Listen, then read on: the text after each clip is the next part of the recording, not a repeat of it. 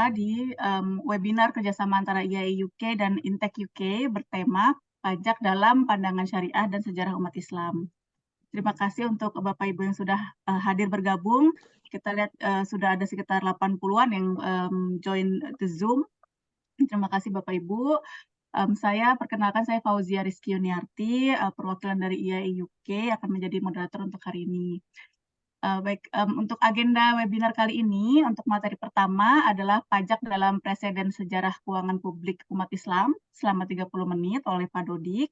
Dilanjutkan dengan materi kedua, pajak menurut syariah Islam selama 30 menit juga oleh Pak Gus Fahmi Arifin.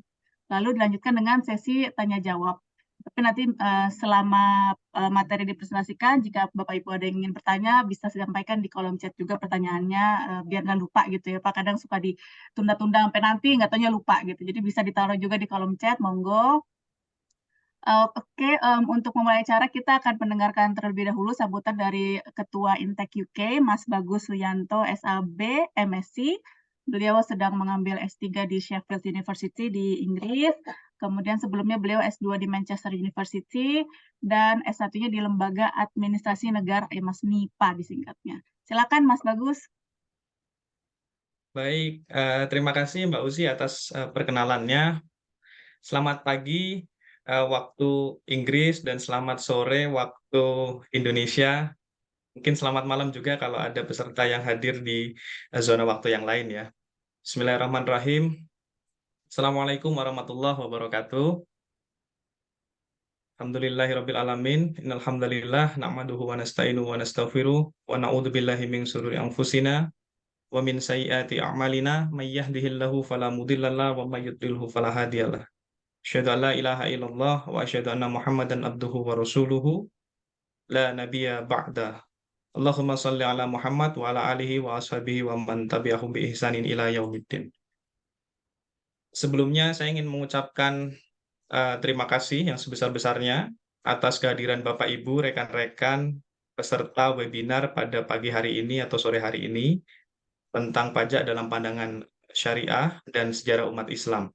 Yang pertama tadi sudah sempat diperkenalkan secara singkat profil pembicara kita. Saya terus terang secara pribadi sangat tidak sabar untuk mendengarkan, untuk mengambil pelajaran, untuk mengambil hikmah dari kedua narasumber kita pada pagi hari ini, pada sore hari ini, Pak Dodi, beliau staf pengajar di Fakultas Ekonomi dan Bisnis Universitas Indonesia, dan juga Pak Gus Fahmi Arifin yang saat ini beliau adalah seorang penyuluh pajak Madya di Kanwil Direktorat Jenderal Pajak Sumatera Barat dan Jambi.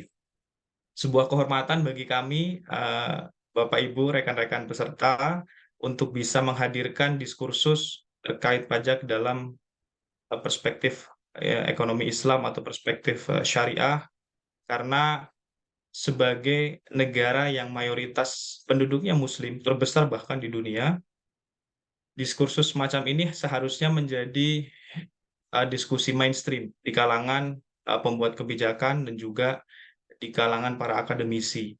Karena suka tidak suka, mau tidak mau, banyak hal yang sangat bersinggungan dari sisi ekonomi, dari sisi public finance, dari sisi bernegara. Jadi isu ini menjadi sangat penting dan saya terima kasih kepada partner utama kami, Ikatan Ahli Ekonomi Islam Indonesia di United Kingdom atau IAI UK, yang berkenan berkolaborasi menjadi mitra untuk mendiskusikan hal yang sangat fundamental, yang sangat mendasar, yang sangat penting untuk diketahui masyarakat luas. Sedikit mungkin overview perkenalan singkat dari Intech UK, Bapak Ibu, rekan-rekan sekalian.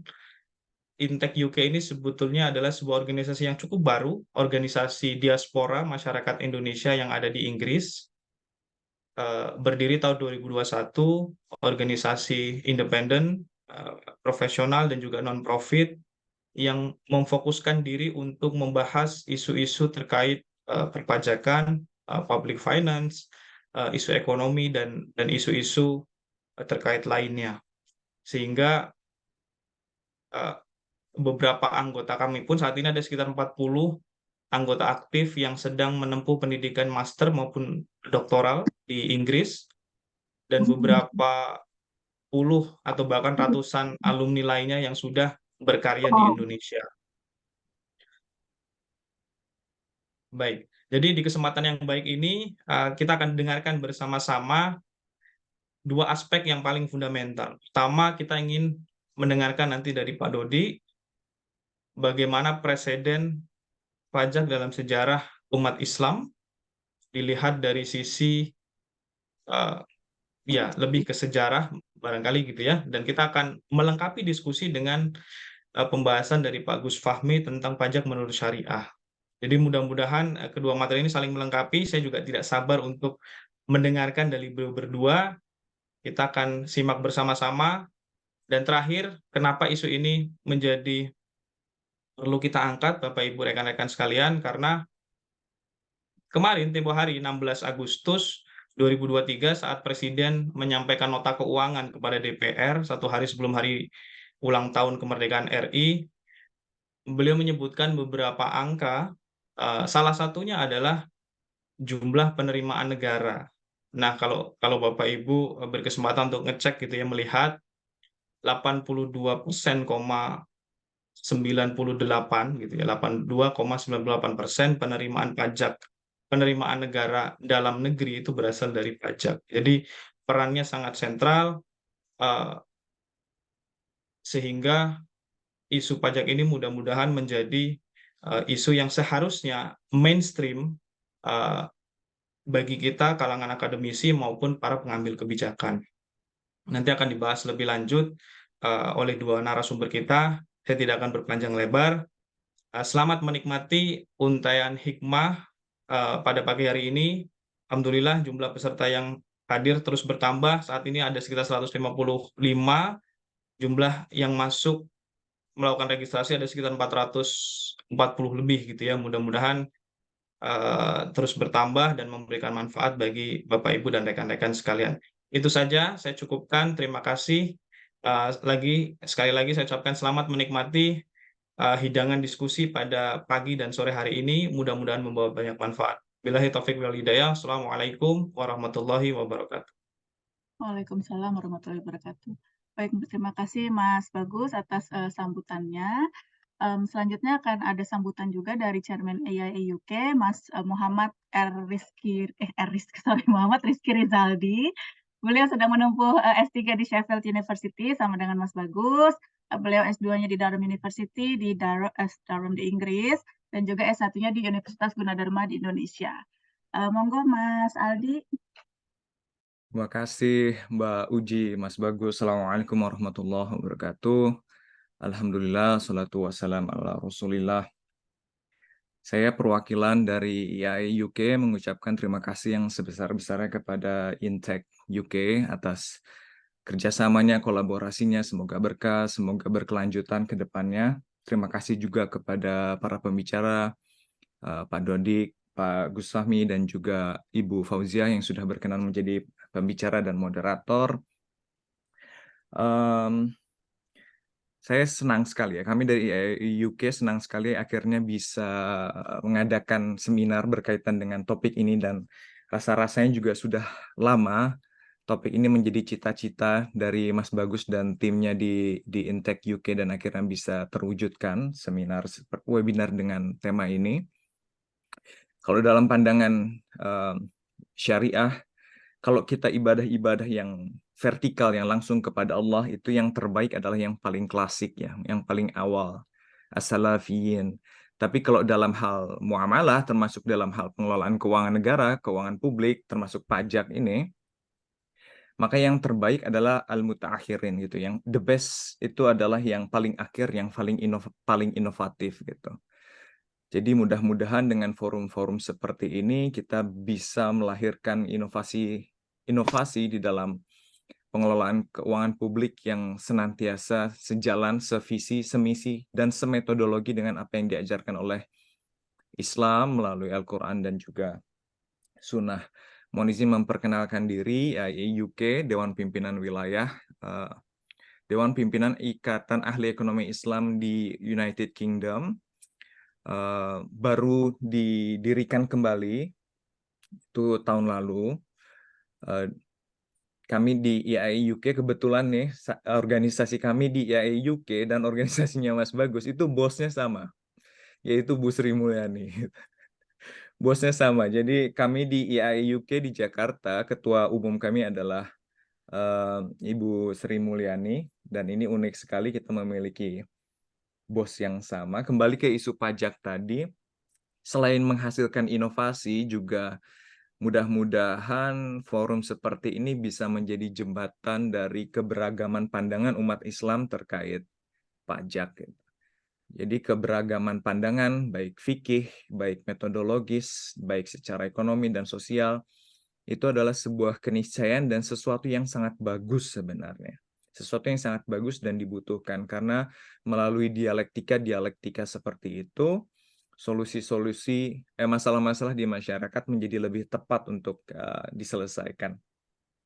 Hanya saja perbedaan pendapat seperti itu tidak akan bermanfaat jika kita tidak dipertemukan di dalam forum, kemudian terjadi diskusi dan dialektika. Keberagaman itu bagus karena akhirnya kita punya social control gitu ya. Yang A bilang A, yang B bilang B, kemudian yang B mengkritisi yang A mengkritisi yang B, dan itu adalah sesuatu yang bagus gitu. Kalau hal seperti itu tidak ada, maka akan tercipta masyarakat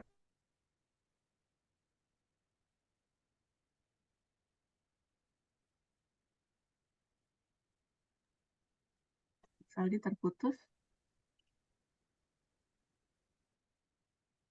satu kesalahan masyarakat jahiliyah Quraisy yang ingin diperbaiki oleh Nabi Muhammad SAW adalah kejumutan mereka ya, ketaklitan mereka ketika mereka disampaikan kebenaran baru yang disampaikan oleh Nabi Muhammad SAW. Mereka mengatakan kami hanya mengikuti bapak-bapak kami hanya mengikuti agama nenek moyang kami gitu. Jadi salah satu misi besar Nabi Muhammad SAW adalah menciptakan masyarakat yang memiliki pemikiran terbuka dalam inovasi, dalam diskusi, dalam dialektika. Mudah-mudahan budaya seperti hari ini yang kita punya melalui diskusi ilmiah yang nanti akan disampaikan oleh Dr. Dodi dan juga Ustadz Gus Fahmi bisa menjadi momen yang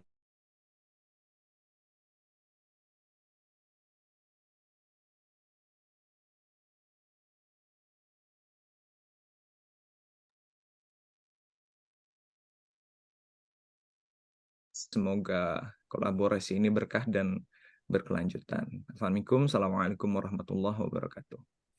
Waalaikumsalam warahmatullahi wabarakatuh. Baik, makasih Mas Aldi atas sambutannya.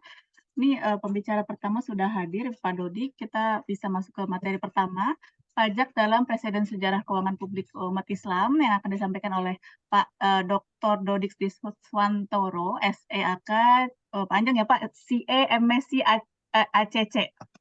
Ini profesi ya Pak, akuntan profesi. Beliau adalah dosen di FEUI, Fakultas Ekonomi Universitas Indonesia. Beliau mendapat gelar S3 dari UI, S2 dari IIUM Malaysia, International Islamic University Malaysia, dan S1 UI. Beliau sudah menulis puluhan atau bahkan ratusan ya Pak, tulisannya Pak Dodik ini luar biasa banyak. Bapak Ibu bisa googling, ini banyak sekali tulisan Pak Dodik, artikel jurnal, book chapter, academic papers, dan juga yang lainnya. Baik Pak Dodik, ada 30 menit ya Pak untuk menyampaikan materinya. Sudah siap Pak untuk share screen ya Pak ya? Boleh. Oke, monggo Pak. Ya. Ini kayak saya belum bisa share screen. Belum bisa maaf Pak, sebentar. Sudah Pak? Belum bisa ya. Sudah jadi co-host. Oke. Iya. Sudah terlihat? Sudah Pak. Saya slideshow ya.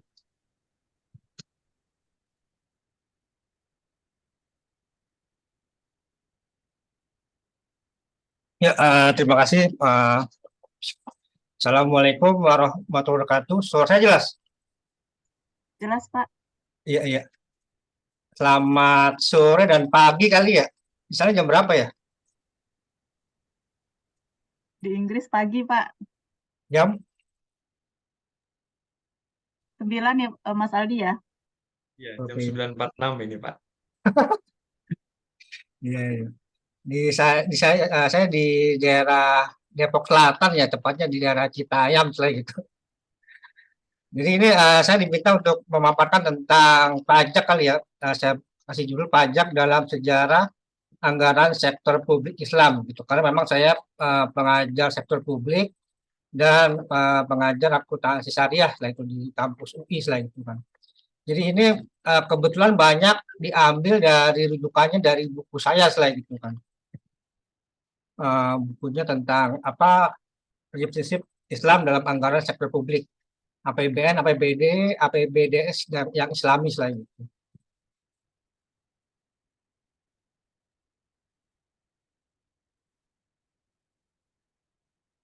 Balik-balik lagi sebentar. Ya. Jadi kalau secara outline ya mungkin karena 30 menit saya akan bagi dari 3 bagian ya. Pertama sejarah gitu kan, pajak dalam anggaran Islami lah gitu kan. Anggaran sejak zaman Nabi ya kan, zaman Nabi, zamannya apa Umar bin Abdul Aziz, kemudian ada Turki Utsmani gitu kan. Nanti ya, kita lihat tadi kira-kira itu pajaknya bagaimana selain gitu. Yang kedua ini ya pengaruh Barat dalam anggaran Islami gitu kan juga terkait dengan pajak selain itu kan. Kemudian yang ketiga ini solusi ke depan. Jadi mungkin saya juga lebih membicarakan tentang pajak secara umum di negara lagi gitu kan. Jadi nggak cuma di Indonesia misalnya itu. Jadi kalau baca-baca literatur tuh banyak tuh ya. Ada kitab apa Al-Amwal itu kan yang seperti kita lihat di sini itu kan. Saya ada kitabnya juga yang bahasa Arab, yang bahasa terjemahan bahasa Inggris, yang bahasa Indonesia selain itu kan. Dan beberapa kitab-kitab lainnya selain itu kan. Ini luar biasa sampai ini ya, sampai 223 orang nih istilahnya. Selanjutnya ini kita beralih ke hukum tuh ya. Landasan hukum dalam misalnya kalau bagaimana kita melakukan suatu apa mengambil inilah gitu kan apa ini dasarnya apa gitu kan. Ya sebagai muslim itu kan kita mengambil rujukan dari Quran dan Sunnah itu kan nanti sesuatu diturunkan kepada usul fikih, kepada fikih gitu ya. Nanti ada qawaid al-fikiyah gitu kan nanti kan. Nanti setelah itu fikih mungkin dalam konun apa untuk yang lebih rincinya nanti selain itu kan. Jadi selainnya tuh ada semacam rujukannya lah saya itu kan tidak serta merta ini Pak kita tidak merujuk pada suatu apa kitab-kitab atau apa hasil dari ulama-ulama terdahulu lah selain itu. Nah ini contoh kaidah fikih ya, qawaid al-fikih gitu kan. Ini ada berapa banyak gitu kan, saya ambil 4 misalnya itu kan. Misalnya pertama ini ya, tidak perlu ada pendapat lain bila ada pernyataan yang jelas itu kan. Jadi misalnya kalau hukumnya misalnya haram ya udah gitu kan kita nggak usah wah ini nanti bagaimana saya itu kan. Itu mungkin ya dalam keadaan mungkin apa darurat misalnya itu kan. Yang kedua, jika ada 2 kerusakan yang bertabrakan maka dipilih yang ringan lah itu kan. Ada kebijakan tuh ya. Kalau kebijakan A seperti ini, kebijakan B seperti ini itu kan. Kira-kira nanti dilihat tuh ya mana yang lebih ringan selain itu. Jadi memang bukannya fleksibel, memang diberikan kemudahan saya itu kan dalam mengambil keputusan untuk kegiatan kebijakan gitu. Yang ketiga, menolak kerusakan didahulukan dari mengambil manfaat selain itu kan. Jadi kalau misalnya wah ini ada manfaat tuh ya, ada manfaat kebijakan, manfaatnya ini gitu kan. Wah ternyata kok ini ada kerusakannya selain itu kan. Maka ya udah jangan terlalu lakukan lah walaupun ada manfaatnya misalnya gitu. Yang keempat, hal yang tidak bisa dikerjakan seluruhnya, jangan ditinggalkan seluruhnya misalnya itu kan. Misalnya ada kegiatan tuh ya, banyak harus semuanya gitu kan, susah misalnya itu kan. Ya udah kita kerjakan yang sebagian aja misalnya itu kan. Ya misalnya contoh ini apa, misalnya UUS ya gitu kan, apa unit usaha syariah bank syariah gitu kan. Mungkin kan kalau didirikan bank syariah mungkin masih susah gitu kan banknya. Udah kita buat macam apa unit usaha syariah misalnya itu kan jangan sampai karena dianggap susah gitu kan ya udah nggak dikerjakan itu jangan selain itu. Nah ini kemudian terkait dengan tujuan syariah selain itu. Jadi kalau memang terkait dengan pajak gitu kan atau kebijakan publik atau sektor publik itu memang harus ada ini apa melihat dari tujuan syariahnya apa gitu kan. Ini ada 3 tuh ya, ada edukasi individu, ada menegakkan keadilan, dan kepentingan publik selain itu. Ini udah saya buat semacam ini apa, ada dimensi itu ya. Ada dimensi, ada beberapa elemen selain itu. Jadi memang sudah dalam Islam itu sudah cukup ini ya, udah cukup jelas lah gitu kan. Ini malah kalau saya lihat ini malah banyak diterapkan di negara-negara maju lah itu kan. Bagaimana nih jaminan kesehatan itu kan, jaminan pendidikan itu kan, kemudian ada fasilitas hidup publik yang memadai lah itu kan, dan lain-lain hal sebagainya lah gitu. Ini yang sebenarnya harus menjadi rujukan ya bagi Muslim lah gitu. Nah, itu baru pengantarnya. Nah, sekarang kita melihat ini apa anggarannya gitu kan. Anggaran pada saat zaman Nabi saya kan. Jadi kalau ini saya buat semacam apa ada pendapatan ya dan pengeluaran saya itu. Ini saya ambil dari apa Abu Baid itu kan apa Al-Amwal selain itu kan. Ini ada beberapa terimanya juga nanti. Jadi memang itu pendapatan pada zaman Nabi itu memang pasti sangat sederhana itu kan. Sederhana, masih sederhana. Pertama ada ghanimah gitu kan ya. Ghanimah itu kan istilahnya harta rampasan perang selain itu kan. Kemudian ada fai gitu kan, ada juga harta yang didapat dengan ya tidak jalan perang selain itu kan. Gitu. Ketiga ada zakat tuh ya, zakat. Jadi kalau bicara zakat itu sebenarnya ini apa? Bukan zakat fitrah lah itu kan. Jadi sama ini mungkin yang kalau saya sekolah SD ya, SD, SMP, SMA gitu kan, itu yang didapat mungkin juga kalau kita di lingkungan tuh ya, di mana di perumahan atau di mana zakat itu identik dengan zakat fitrah lah gitu kan. Jadi yang apa berapa liter lah itu kan tiap bulan Ramadan. Padahal kan ada zakat mal tuh ya. Zakat mal itu termasuk misalnya ini kan zakat peternakan tuh ya, pertanian tuh kan, pertambangan lah itu kan. Itu yang memang harusnya ini apa ya diterapkan lah itu kan. Saya pernah melakukan perhitungan ya. Itu kalau memang benar-benar tuh ya, zakat itu diterapkan tuh ya, zakat pertanian tuh ya, misalnya zakatnya apa kelapa sawit itu kan, atau zakat kelapa atau zakat perkebunan tuh kan, ada pertambangan ya, ada tambang nikel, tambang macam-macam itu kan, dan lain sebagainya. Sekitar setahun ya kalau di negara kita di Indonesia itu bisa sekitar 400 triliun selain gitu loh dari zakat selain itu kan. Nah, zakat itu nanti ada ini kan alokasinya untuk ini kan 8 asnaf lah gitu ya. Fakir, miskin, gorimin, ibu sabil itu kan sampai 8 kelompok itu lah gitu. Nah, selanjutnya infak dan sedekah gitu kan. Jadi istilahnya memang ya juga Baitul Mal tuh ya selain kan menerima infak dan sedekah gitu kan. Jadi dicontohkan oleh Nabi ini kan Muhammad SAW itu kan sahabatnya Utsman tuh ya ketika punya uang ya udah disedekah disedekahkan tuh ya diinfakkan kepada Baitul Mal selain itu. Jadi memang nggak perlu diminta tuh ya apa dipajakin waktu memang belum ada pajak lah itu kan di masyarakat sederhana. Selanjutnya jizyah, jadi jizyah itu ya semacam anggaran ya apa iuran yang dibayarkan oleh mualaf gitu ya atau non muslim itu maaf pada non muslim yang memang nanti digunakan untuk ini apa kegiatan atau menjamin mereka selain gitu kan untuk ibadahnya, untuk nanti kegiatan sosialnya selain itu juga ini apa dilindungi selain itu. Ya. Selanjutnya. Nah ini saya pernah ini ya menelusuri tentang judulnya The Prophet's Public Budget and its Relevant to the Indonesian Context lah itu paper ya paper lama ini saya tulis. Ya, sebenarnya ini ya banyak hal tuh yang tadi ya yang bisa digali tuh ya dari anggaran sektor publik zaman Nabi gitu kan Muhammad SAW yang masih relevan dengan konteks saat ini tuh kan ya ada ghanimah gitu ya ada fai lah itu kan ada zakat lah itu kan dan bahkan kalau saya amati itu mungkin malah diterapkan di negara-negara maju lah itu kan bagaimana mereka memang ini kan bisa ekspansi itu kan ya mungkin kalau sekarang lewat ekspor itu kan lewat impor itu kan lewat apa penanaman modal asing itu kan lewat macam-macam lah gitu kan ini harusnya memang ya dilakukan lah gitu kan oleh negara-negara muslim lah gitu kan bukan hanya mengandalkan dari ini apa sumber daya alam aja misalnya. Selanjutnya ini zaman Umar bin Abdul Aziz lah itu kan. Jadi memang pada saat itu memang ini apa terjadi semacam reformasi lah gitu kan zamannya apa Umar bin Abdul Aziz lah gitu kan. Jadi kalau nanti dibaca beberapa ini ya, buku ya atau literatur lah itu kan, itu memang ini apa ada beberapa ini apa perubahan lah gitu kan. Namanya reformasi lah itu kan. Mulai dari apa misalnya ini apa nanti bisa dilihat tuh dampaknya apa misalnya gitu kan.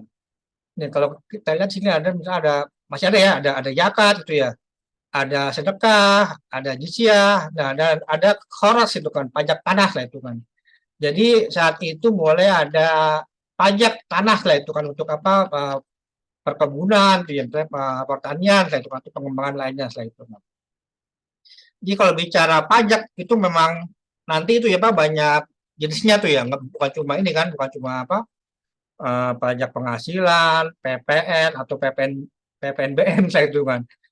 Itu banyak lah saya itu kan. Jadi memang ini saat itu memang dibolehkan tuh ya, Bapak memungut pajak lah itu kan. Karena ini semacam apa inovasi lah apa ijtihadnya Umar bin Abdul Aziz sebagai ini kan pemimpin negara kan. Tapi ini ya beliau itu hanya memimpin sekitar 2 tahun kurang 3 tahun lah, cuma sebentar lah gitu. Tapi ini ya dampaknya cukup besar gitu saya itu. Jadi misalnya dari pendapat yang semakin beraneka ragam ini gitu kan, dibangun ini apa misalnya fasilitas untuk dagang gitu kan, penginapan untuk apa pendatang gitu kan yang datang berdagang gitu kan misalnya cukup cukup apa ya sangat inovatif lah gitu kan memacu meningkatkan ini apa perekonomian saat itu selain itu kan. Kemudian ada usul tuh ya, usul itu semacam bea cukai itu kan. Jadi kalau ada pedagang itu yang dari luar tuh kan dia dikenakan bea cukai selain itu. Nah, ini masih ada ya, ada KUPS ya itu yang apa yang seperti dari perang dan PAI gitu kan selama. Jadi ini ada pajak ya saat itu baru pajak tanah lah itu kan. Zamannya Umar bin Abdul Aziz lah ini pajak itu memang dibolehkan lah selain itu. Ini pajak tanah lah itu kan. Nah sekarang kita lompat 1000 tahun kemudian setelah itu kan karena memang biar waktu cepat ya. Ini zamannya Turki Utsmani setelah gitu kan. Jadi zamannya Turki Utsmani ini memang ya sudah cukup apa ya istilahnya ini apa semakin beragam setelah itu kan. Jenis-jenis pendapatan ya untuk negara setelah itu kan. Misalnya ada itu ini apa ini mulai dikenalkan tuh ya yang namanya pajak individu dan aset selain itu kan. Jadi ini mungkin kalau nanti akan saya terangkan tuh ini mungkin juga pengaruh dari ini kan dari Perancis, dari Inggris lah itu kan terhadap ini apa hubungan ya antara Turki ya Turki Utsmani, Perancis dan Inggris lah itu. Maka mulai dikenalkan namanya pajak individu dan aset lah itu. Yang sebelumnya ini ya belum ada selain itu.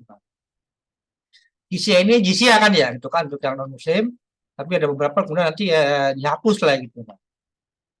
Asar ini usul itu kan apa cukai lah itu kan. Ada custom revenue ya pendapatan cukai gitu kan ada aknam duty itu pajak untuk peternakan dan pendapatan lainnya selain itu kan. Jadi juga ini mirip ya. Jadi saya ambil contoh yang memang terjadi semacam reformasi lah gitu kan. Reformasi keuangan ya, administrasi sektor publik di zaman pemerintahan Islam gitu. Tapi yang namanya apa era Tanzimat ini sepertinya terjadi reformasi yang agak kebablasan lah saya gitu. Terlalu apa ya, terlalu ini apa, terlalu berani lah gitu.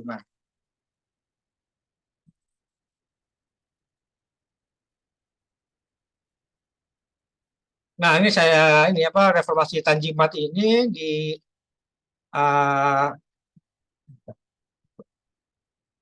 Turki gitu kan ya. Jadi itu pada zamannya Abdul Majid tahun 1255 Hijrah, Masehi tahun 1839 sampai 1861 Masehi lah itu. Dia merupakan penerus ya dari Mahmud II yang merupakan bapaknya sendiri. Abdul Majid I ini melakukan terobosan dengan melakukan reformasi Tanzimat di Turki selain itu kan. Adapun hal yang dilakukan terkait dengan keuangan publik adalah yang pertama penggunaan banknotes itu kan Utsmani lah gitu kan 1840 gitu. Jadi ini awal-awal itu ya slide-nya. Awal-awal di pemerintahan Khalifah itu mengeluarkan surat hutang gitu kan ya, mulai berhutang setelah itu. Kemudian ada reorganisasi sistem keuangan berdasarkan pada model Perancis ya, termasuk pajak individu saya itu kan. Ini juga nih ya, jadi memang ini banyak pengaruh ya, Perancis ya, Inggris kepada Turki Utsmani lah gitu kan. Karena kan ini kalau sekarang kita lihat juga kan, memang jaraknya memang nggak terlalu jauh selain itu. Ya, ditahan oleh teman-teman saya karena saya bongkar semuanya. Kemudian pengiriman bantuan ke Irlandia tuh ya, akibat masalah kelaparan yang parah. Keempat, pendirian kampus ya atau college yang modern itu kan mulai didirikan. Kemudian pendirian universitas di Paris, jadi itu di Turki Utsmani juga mendirikan kampus di Paris lah itu kan.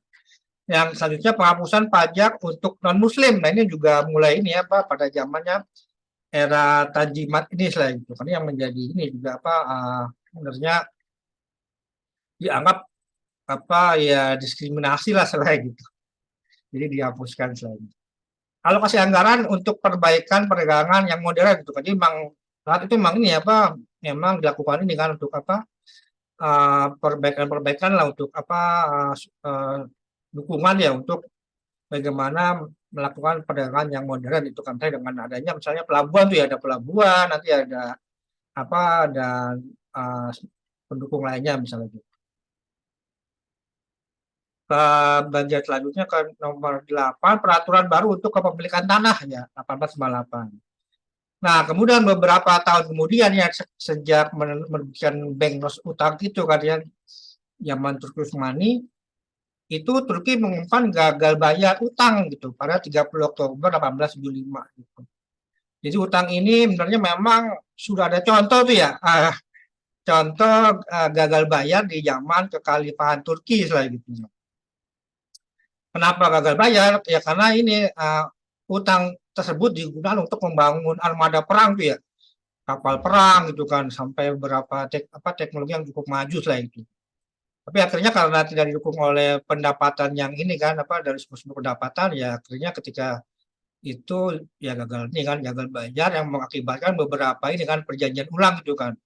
Beberapa mungkin daerah wilayah Muslim itu ya menjadi ini ada beberapa yang diserahkan lah gitu kan atau menjadi bersama itu kan untuk ya beberapa negara dengan Prancis dan Inggris lah gitu kan.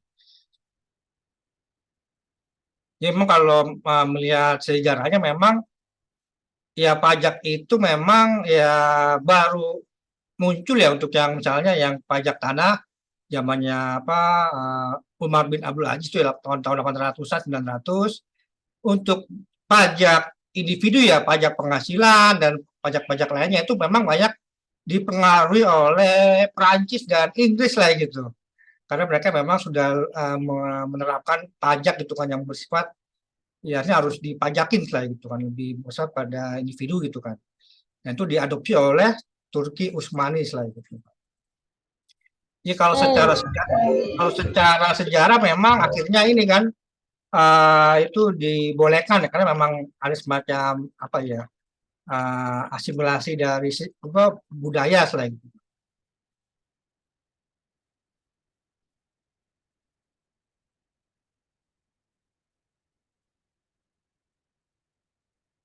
Nah, bagaimana hukum pajak selain itu kan? Hukum pajak ya saya serahkan nanti kepada Dewan Fatwa ya selain Dewan saya menentukan. Tapi kalau baca beberapa buku tuh ya, buku-buku yang memang cukup tegas kan, tegas tuh kan. Pokoknya di Islam itu nggak ada pajak gitu kan. Nggak ada. Nanti kalau anggarannya habis menggunakan daribah lah gitu kan, doribah gitu kan. Ini saya yang kutip dari Jalum 2008, Ridwan 2010. Daribah adalah pungutan yang diwajibkan pada muslim apabila keuangan Baitul Mal mengalami defisit keuangan itu kan. Lain halnya dengan negara-negara barat yang menjadi pajak sebagai ujung tombak sumber pendapatan negara. Ini emang klaim ya bahwa itu pokoknya nggak ada pajak lah gitu kan, nanti pakai doribah saya itu kan. Tapi ya ini saya menemukan ya, saya juga sudah melakukan kajian hibah riset yang 3 tahun ini tahun ini saya risetnya di Saudi Arabia selain itu kan di Arab. Kemarin sudah ke sana beberapa waktu ini kan beberapa mungkin bertemu ya dengan beberapa konsultan pajaknya dari KAP-nya gitu kan dan juga beberapa lembaga zakat ya saya kan. Jadi yang namanya di Saudi Arabia itu ada namanya JATCA tuh ya. JATCA itu ialah Zakat Tax and Custom Authority saya gitu. Jadi lembaga zakat, pajak dan custom authority lah itu kan yang apa memungut zakat, pajak dan cukai itu saya itu. Nah ini yang menarik ya ini ada kata doriba kan sini kan doriba. Ini kalau di sini tuh juga ya zakat wa doriba lah gitu. Jadi sini ya doriba itu yang di kitab lain ya dibacakan kewajiban untuk muslim membayar ke Baitul Mal itu kalau di Saudi Arabia doriba itu ya pajak selain gitu kan. Jadi ya bisa dikatakan ya doriba itu ya kalau saat ini konteksnya kalau di Saudi Arabia ya pajak selain gitu. Nah yang menarik ya di Saudi Arabia itu pajak individu tidak ada gitu. Jadi tidak ada namanya pajak penghasilan itu ya pajak penghasilan itu tidak ada gitu, untuk yang individu. Mereka hanya untuk diwajibkan membayar iuran sosial tuh ya yang dibayarkan ke GOSI. GOSI itu ialah General Organization for Social Insurance lah itu semacam apa ya? Semacam asuransi lah gitu kan. Ya asuransi. Jadi kalau di sana kalau bekerja ya tidak ada pajaknya ya. Tidak ada PPh-nya, hanya membayar GOSI gitu kan. Nah untuk lembaga ya badan tuh ya atau PT itu untuk PT atau lembaga yang dimiliki oleh warga Arab Saudi ya atau warga Teluk gitu kan atau warga yang kerjasama itu tidak ada pajaknya juga gitu ya, tidak ada pajak penghasilannya gitu kan. Tapi untuk yang dimiliki oleh asing tuh ya itu dikenakan pajak selain itu kan. Nah di Saudi Arabia juga ada pajak ini apa PPN ya, ada PPN ya, nanti ada apa ada pajak-pajak lainnya selain itu. Tapi untuk yang individu itu tidak ada PPh-nya selain itu. Nah negara lain yang tidak ada pajaknya penghasilan adalah Kuwait selain itu. Jadi di sana itu ya yang kena zakat aja ya, zakatnya berbasis pada net income kalau untuk yang lembaga selain itu. Jadi kalau untuk individu penghasilan ya tidak ada ini apa tidak ada pajaknya gitu. Jadi kalau yang di saat ini ya di negara muslim yang tidak ada pajak penghasilannya untuk individu itu Arab Saudi dan Kuwait saya. Malaysia masih ada pajak PPh-nya, Brunei ada PPh-nya selain itu. Yang lain ada selain itu. Qatar juga ada Uni Emirat ada selain itu. Nah, bagaimana dengan solusi ke depan selain itu, Pak? Terkait dengan pajak. Jadi pajak ini memang harus dioptimalkan ya koleksinya itu ya, Pak. Jadi memang harus dioptimalkan koleksinya. Sejauh ini dari NPWP yang ada, ini kalau saya baca di beberapa referensi itu baru sekitar 50% ya yang membayar pajaknya selain itu. Jadi memang masih terbuka peluang besar lah untuk membayar pajak karena memang nanti akan digunakan untuk keuangan negara selain itu. Sumbangan atau sedekah sebagai sumber APBN selain itu kan mungkin pendapatan negara gitu kan. Nah ini juga ini ya dilakukan di Amerika gitu kan. Sejak tahun 1843 Amerika itu selain sumber keuangannya itu APBN-nya itu dari ada pajak, ada utang, ada cukai dan lain-lain. Itu juga mereka menerima gift ya atau sumbangan selain itu. Tapi memang nggak di eksplorasi lah selainnya nggak diutamakan selain itu. Nah ini yang menarik ya orang-orang kaya perlu diumumkan beberapa harta dan jumlah pajak yang dibayarkan gitu. Jadi biar ini kan menjadi contoh misalnya. Misalnya Elon Musk itu kan, Elon Musk lah itu kan. Itu harganya berapa itu kan, pajaknya berapa itu kan kita bisa tahu saya itu. Itu menjadi contoh karena memang baiknya memang pajak itu ya memang ini kan diarahkan pada orang-orang kaya saya gitu kan. Karena memang mungkin ya akan terjadi ini kan subsidi silang gitu kan. Akan digunakan untuk subsidi bagi yang memerlukan. Selanjutnya kebijakan tax holiday ya atau tax amnesty yang dan sejenisnya yang memang merugikan gitu kan, yang tidak memberikan dampak ekonomi gitu kan ke depan, ya memang perlu ditinjau ulang setelah itu kan. Melakukan pajak yang sangat tinggi untuk barang-barang mewah misalnya itu kan. Dan ini sudah ini ya, kalau kita perhatikan tuh dilakukan seperti di Singapura ya dan Jepang gitu kan. Itu kalau kita lihat mungkin harga-harga mobilnya sangat mahal saya itu kan. Mungkin saya pernah macam apa Toyota Avanza ya di Singapura itu kan. Itu kalau nggak salah dirupiahkan sekitar 1 miliar misalnya gitu. Karena memang tinggi saya gitu kan. Jadi nanti dari itu uangnya untuk dialokasikan untuk ini kan membuat publik kebijakan publik selain itu kan. Nah ini jika hal tersebut dapat ini apa dilakukan ya atau dipenuhi maka pajak dapat dikatakan adil selain itu. Karena memang ya pajak ini memang nanti kan banyak macam itu ya. Ada yang PPN, ada yang PPH, ada yang badan, ada yang macam-macam gitu. Nanti mungkin kita bisa juga jangan sampai ini apa yang dikenakan pajak malah yang kecil misalnya gitu kan, kecil misalnya gitu kan. Yang apa yang orang kaya-kayanya malah sepertinya nanti bisa nego misalnya misalnya gitu atau lain sebagainya. Itu yang harusnya tidak terjadi lah gitu. Nah ini untuk ini ya bacaan lebih lanjut, jadi sudah ada buku ya dari apa dari Dirjen Pajak ini saya dapat. Ini ada linknya juga pajak dan syarat Islam saya itu. Itu banyak membahas tentang secara fikih lah itu kan yang bisa jadi rujukan gitu kan. Ini bisa dibaca secara online tuh ya. Ini buku pajak kalselteng.com mobile index HTML saya itu. Ya mungkin itu dari saya pembahasan saya tentang apa sejarah pajak dari peran dalam anggaran sektor publik secara Islami selanjutnya. Ya, cukup. Baik, makasih Pak Dodik atas pemaparannya. Ya. Banyak sekali ilmu yang saya serap nih Pak, walaupun sama-sama bidang akuntansi, ternyata wow, pajak dan sejarahnya dan ditarik dari awal banyak sekali ya ininya insights-nya. Semoga Bapak Ibu peserta juga mendapat banyak insights dari pemaparan Pak Dodik barusan. Kita akan lanjut ke pembicara kedua. Materi kedua tentang pajak menurut syariah Islam yang disampaikan oleh Bapak Ustadz Gus Fahmi Arifin, SEMAMM. Beliau adalah penyuluh pajak ahli Madya Kanwil DJP Sumatera Barat dan Jambi. Ustadz Gus Fahmi sudah siap? Siap Bapak? Baik, selama 30 menit ya Pak. Semoga boleh di-share screen Bapak. Baik, terima kasih. Ya, terima kasih Pak.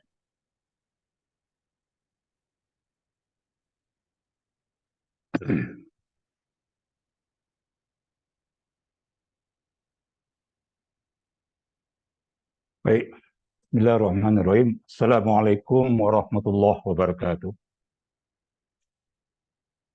Alhamdulillahillazi 'allama bil qalam 'allamal insana ma lam ya'lam. Asyhadu an la ilaha illallah wa asyhadu anna Muhammadan abduhu wa rasuluhu la nabiyya ba'da ma ba'du. Yang saya hormati Bapak Dodik selaku pembicara terdahulu, kemudian rekan-rekan dari England ya, Bu Uci ya, Bu Ucia, kemudian Pak Bagus, Pak Aldi, dan seluruh pemerhati pajak yang hadir pada webinar sejarah pajak dan pajak menurut syariah pada sore hari ini. Baik, izinkan saya memaparkan secara singkat apa yang saya tulis dalam tesis saya waktu saya mengambil magister agama dulu di Universitas Muhammadiyah Jakarta. Bapak dan Ibu rahimakumullah, di dalam Islam, seperti tadi Pak Dodi dibilang, kita mengenal istilah pajak itu doribah. Maka kita beri judul doribah fi syariatil Islamiyah. Doribah atau pajak menurut syariat Islam. Tentang pajak menurut syariah ini sudah sering saya paparkan, sudah sering saya seminarkan. Ini sebetulnya berawal dari kekhawatiran saya tentang keadaan daripada pajak itu sendiri. Di mana tadi juga ada disebutkan bahwa 82% APBN itu adalah dari pajak. Bagaimana kalau ternyata pajak itu betul-betul haram?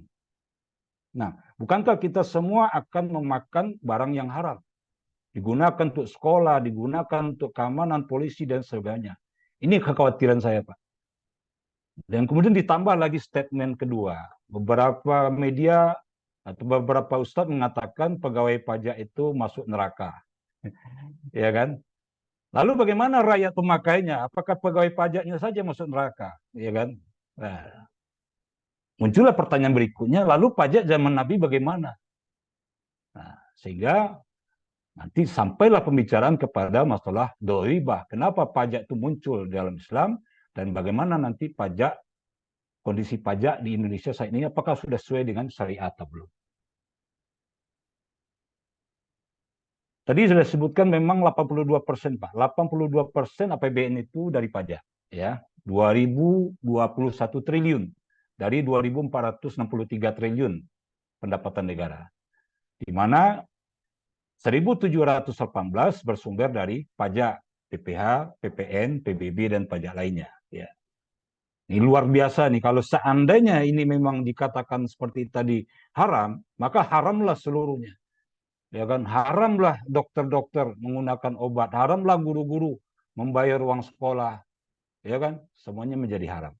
Ini kekhawatiran saya, maka saya nekat dulu, Pak. Saya dari background ekonomi S1 mengambil S2 syariah. Lalu apa yang menjadi momok bagi petugas pajak hari ini? Ya adalah sebuah hadis yang diungkap oleh para mubalik atau ustadz, yang bunyinya adalah, hadis ini berbunyi, la yadkhulul jannah shahibul maks. La yadkhulul jannah, tidak masuk surga, shahibul maks. Shahibul maks inilah yang diartikan, diterjemahkan dengan petugas pajak. Nah, disinilah letak kekeliruan para mubalik, para akademisi selama ini. Di seluruh terjemahan saya lihat shahibul maks ini diterjemahkan dengan petugas pajak. Padahal arti yang sebenarnya adalah pemeras atau tukang pala atau preman.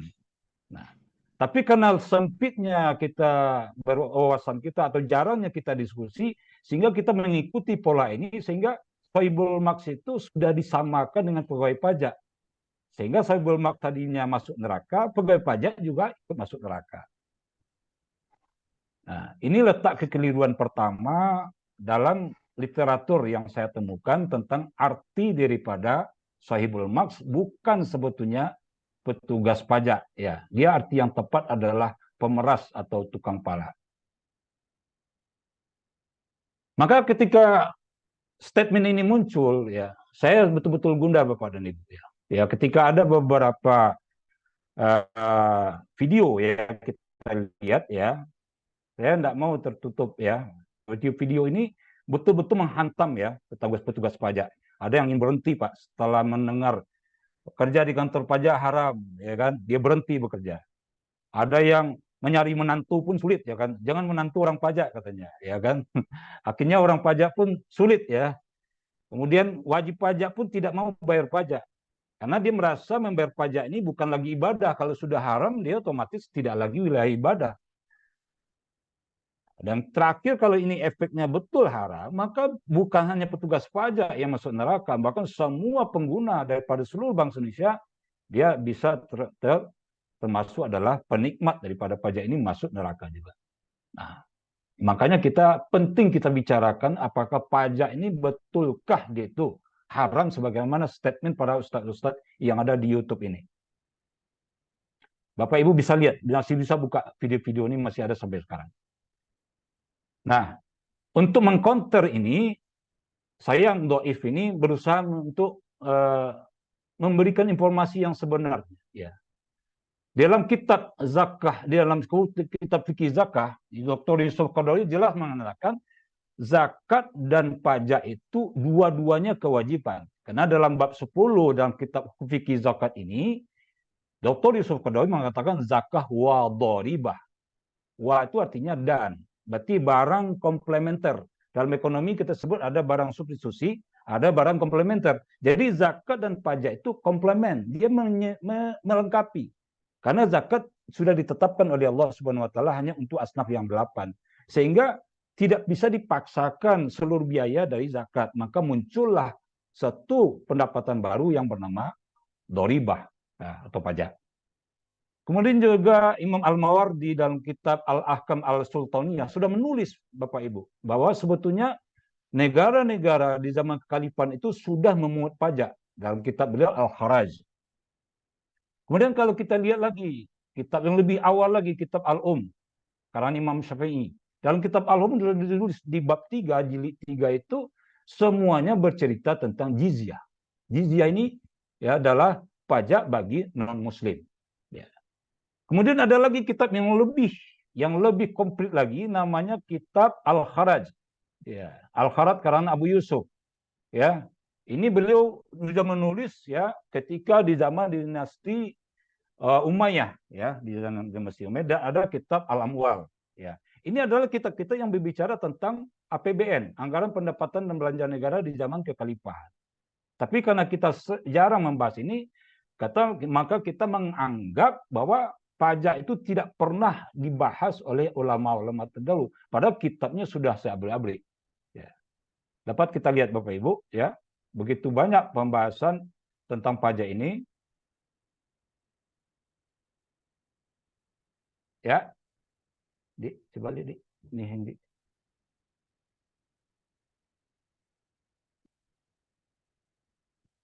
Yang ini itu lanjut. Next.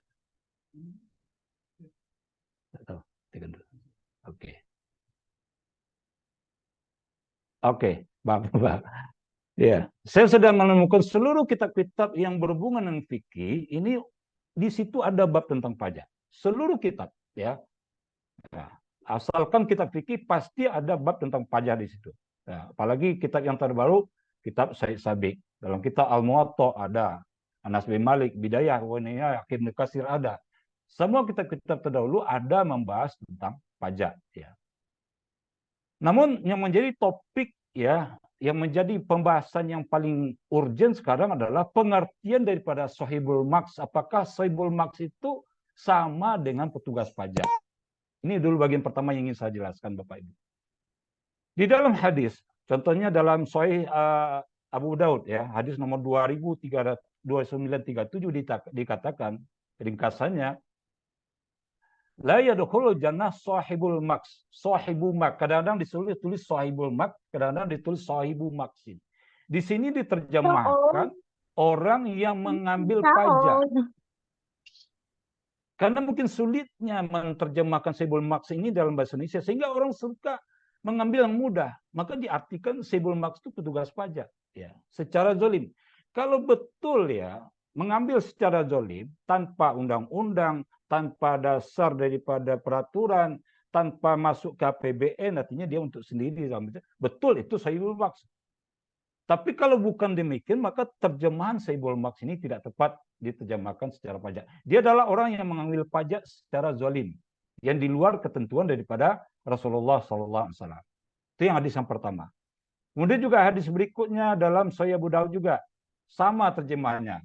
Sahibul maks itu tukang pala atau pemeras, tapi diterjemahkan petugas pajak.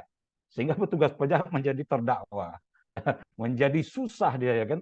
Karena orang sudah memahami, sahibul maks diterjemahkan menjadi petugas pajak. Juga ada dalam Sahih Darimi. Ya, banyak sekali hadis sahibul maks ini. Dalam Abu Daud ada, dalam kitab Darimi ada. Sama terjemahnya. Tidak masuk surga, sebetulnya yang terjemahnya betul itu tukang pala. Ya, tukang pala. Tapi karena kita sudah tadi memahami sahibul maks itu petugas pajak, sehingga kita artikan tidak masuk surga petugas pajak. Ya. Begitu juga dalam kitab, dalam hadis silakan Imam Ahmad, sama terjemahnya. Pemungut pajak itu juga diterjemahkan dengan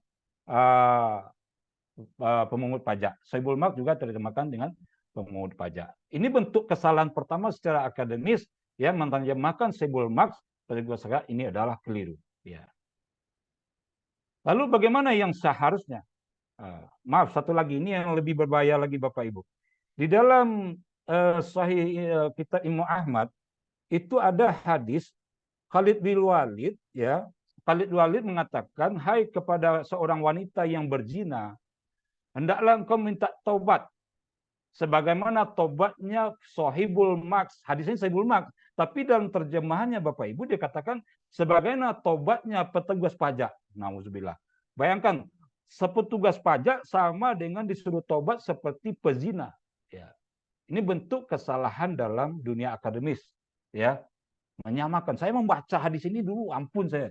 Wah, itu juga sering diulang-ulang di YouTube itu. Ini petugas pajak seperti harus minta ampun sebagaimana para pezina minta ampun. Padahal di sini sahibul maks tidaklah petugas pajak. Nah, maka kita cari dulu arti daripada sahibul maks yang tepat itu seperti apa. Maka rujukan yang paling tepat tentu adalah kamus. Ya. Di dalam kamus Lisanul Arab dikatakan al-maksi adalah darahim. Ini adalah dirham atau uang kanat ya tu'khadhu min bai' as-suli'a fil usuqil jahiliyah. Al-maks adalah dirham, uang-uang yang dikumpulkan, yang diambil dari pedagang-pedagang di pasar-pasar. Ya, yang menjual barang di pasar-pasar Madinah di zaman jahiliyah. Jadi zaman itu ada orang-orang yang memungut uang di pasar-pasar, asyarah, 10%, ya kan? Itu masuk ke kantongnya. Itu yang dikatakan Nabi, la yadkhulul jannah sahibul maks, tidak masuk surga sahibul maks karena dia memeras. Ya. Tapi ini jelas bukan tidak sama dengan petugas pajak. Lalu petugas pajak zaman Nabi bagaimana? Ada. Bapak dan Ibu. Jadi pertama poin saya, petugas pajak tidak sama dengan sahibul maks. Beda jauh. Kalau sahibul maks dia itu udah tukang pala atau preman, ini petugas resmi. Yang kedua, mengambil uang tanpa dasar, sahibul maks. Kalau ini mengambil uang dengan undang-undang, ada jelas objeknya, tarifnya, saat terutang, dan lain. Tiga, tanpa persetujuan Nabi. Karena Nabi melarang, tapi justru dia ambil. Kali ini undang pajak dengan persetujuan rakyat melalui DPR. Ya. Yang keempat, digunakan untuk kepentingan sendiri, itu sahibul maks. Tapi kalau digunakan untuk rakyat dalam APBN, ini adalah yang dibolehkan dalam agama. Yang terakhir, tidak ada pengawasan oleh pihak lain untuk sahibul maks. Tapi kalau pajak diawasi oleh pihak eksternal, ada BPK, KPK, inspektor, dan sebagainya. Maka pemahaman kita, kalau menerima literatur bahwa sahibul maks adalah pajak, ini adalah keliru, Bapak dan Ibu. Pemahaman yang betul adalah masing-masing nama itu memiliki arti yang berbeda. Memiliki arti yang berbeda. Ya. Di mana di zaman Nabi SAW, Rasulullah SAW sejak awal pemerintahan di Madinah, tahun 622 sudah memungut jizyah. Dalam kurung pajak. Umar bin Khattab sudah memungut jizyah. Khalid bin Walid adalah petugas jizyah. Mu'az bin Jabal adalah petugas zakat dan petugas pajak. Dan Abul Ala al-Ibnu al-Harami adalah petugas harat, petugas pajak. Nah, apakah mereka ini kalau disamakan tadi dengan petugas pajak akan masuk neraka? Ya kan? Nah, ini hadis-hadisnya, Bapak Ibu. Rasulullah SAW pertama mengangkat Khalid bin Walid ke Ukaidir di Dumah. Khalid bin Walid ilal Ukaidir fi Dumah. Fa'ukuza fa'atauhu bihi. Kemudian disuruh dia memungut jizyah, dia memungut pajak. Otomatis Khalid bin Walid adalah petugas pajak. Tapi dalam terjemahan kitab saya lihat, ya kharat jizyah di sini ditulis pajak, sehingga ya jizyah itu diterjemahkan pajak. Oke, jadi Khalid bin Walid sendiri adalah petugas pajak. Kalau kita terjemahkannya sama jizyah dengan pajak. Itu yang pertama Khalid. Yang kedua Mu'az. Mu'az bin Jabal, selain beliau itu memungut zakat, Nabi juga suruh perintahkan untuk memungut pajak. Nah, karena dalam hadis ini dikatakan, ya Mu'az, kemudian Nabi disuruh, akhaza min kulli arba'ina baqarah. Suruh dia mengambil sapi. Dari 40 ekor sapi diambil zakatnya. Kemudian setelah itu, ambillah jizyah. Ambillah pajak 1 dinar. Jadi, Mu'az bin Jabal juga petugas pajak. Selain petugas zakat. Berikutnya, selain Mu'az juga ada Al-Hadrami. Ini orang Yaman ini.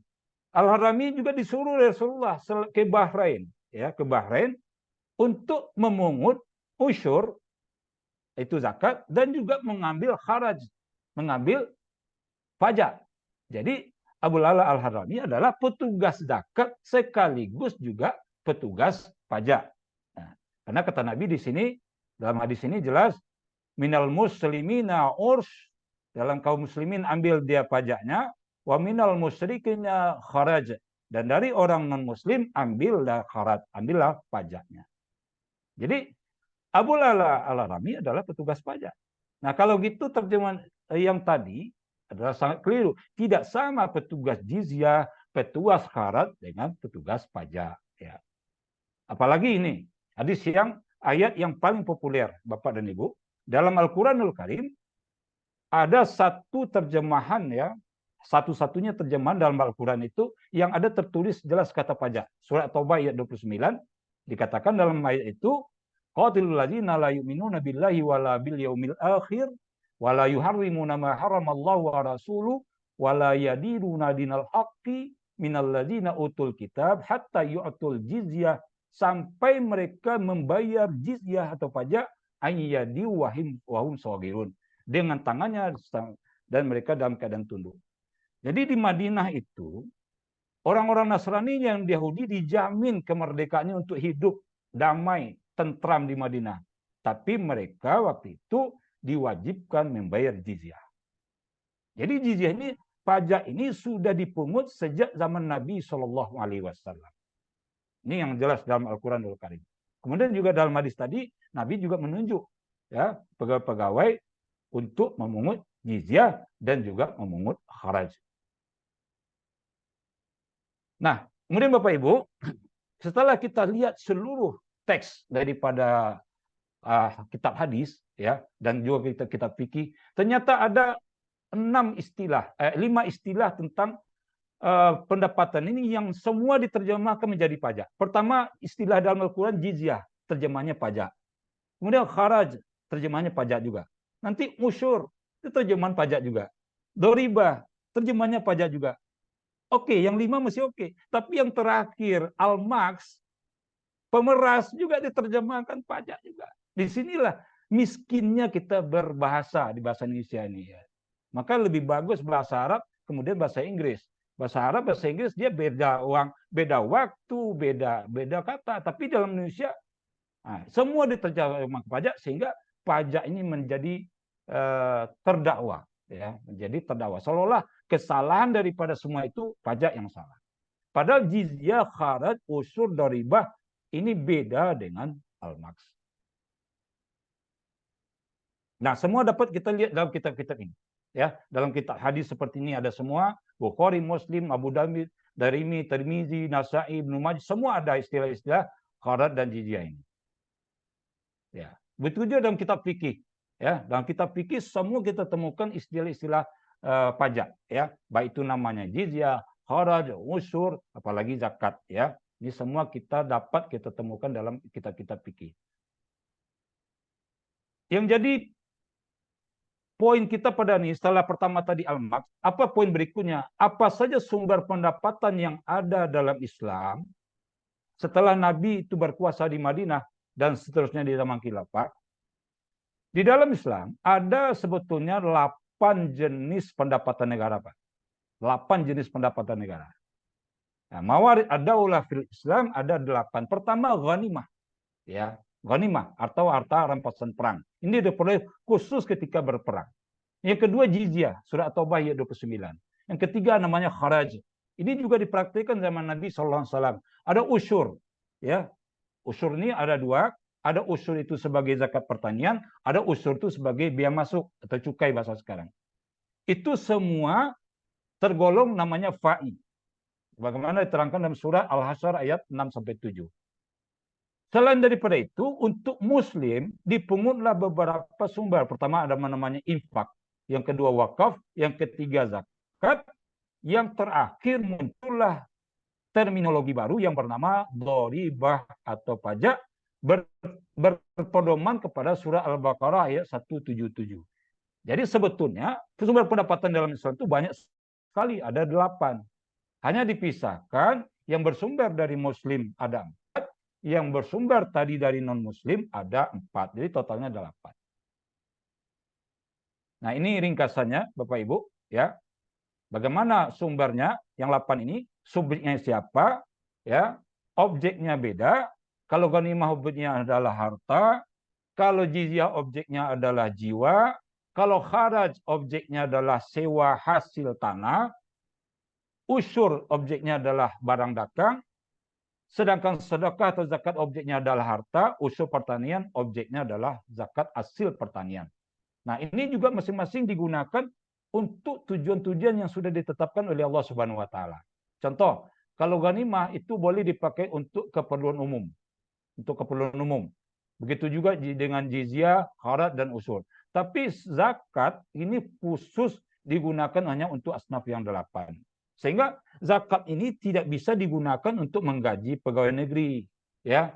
Tidak bisa menggaji, membuat jembatan dan seterusnya.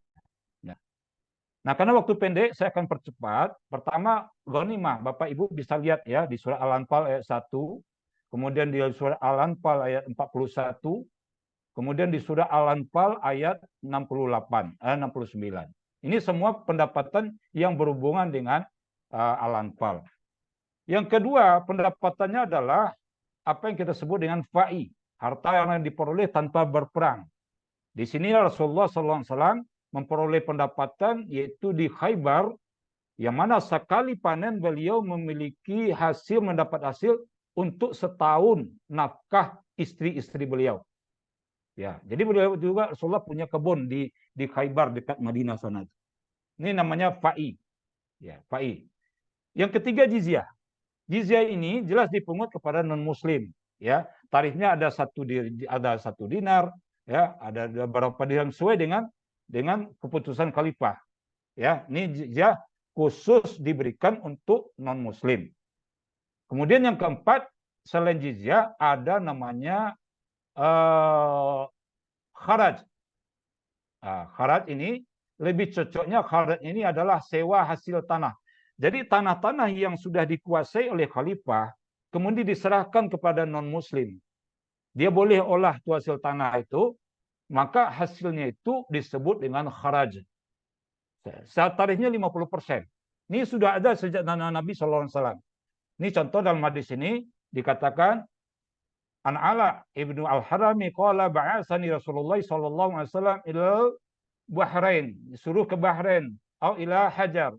Fa kuntu ati yakunu bainal ikhwan yuslimu ahaduhum fa akhadhu minal muslimina usyur wa minal musyrikna kharaj.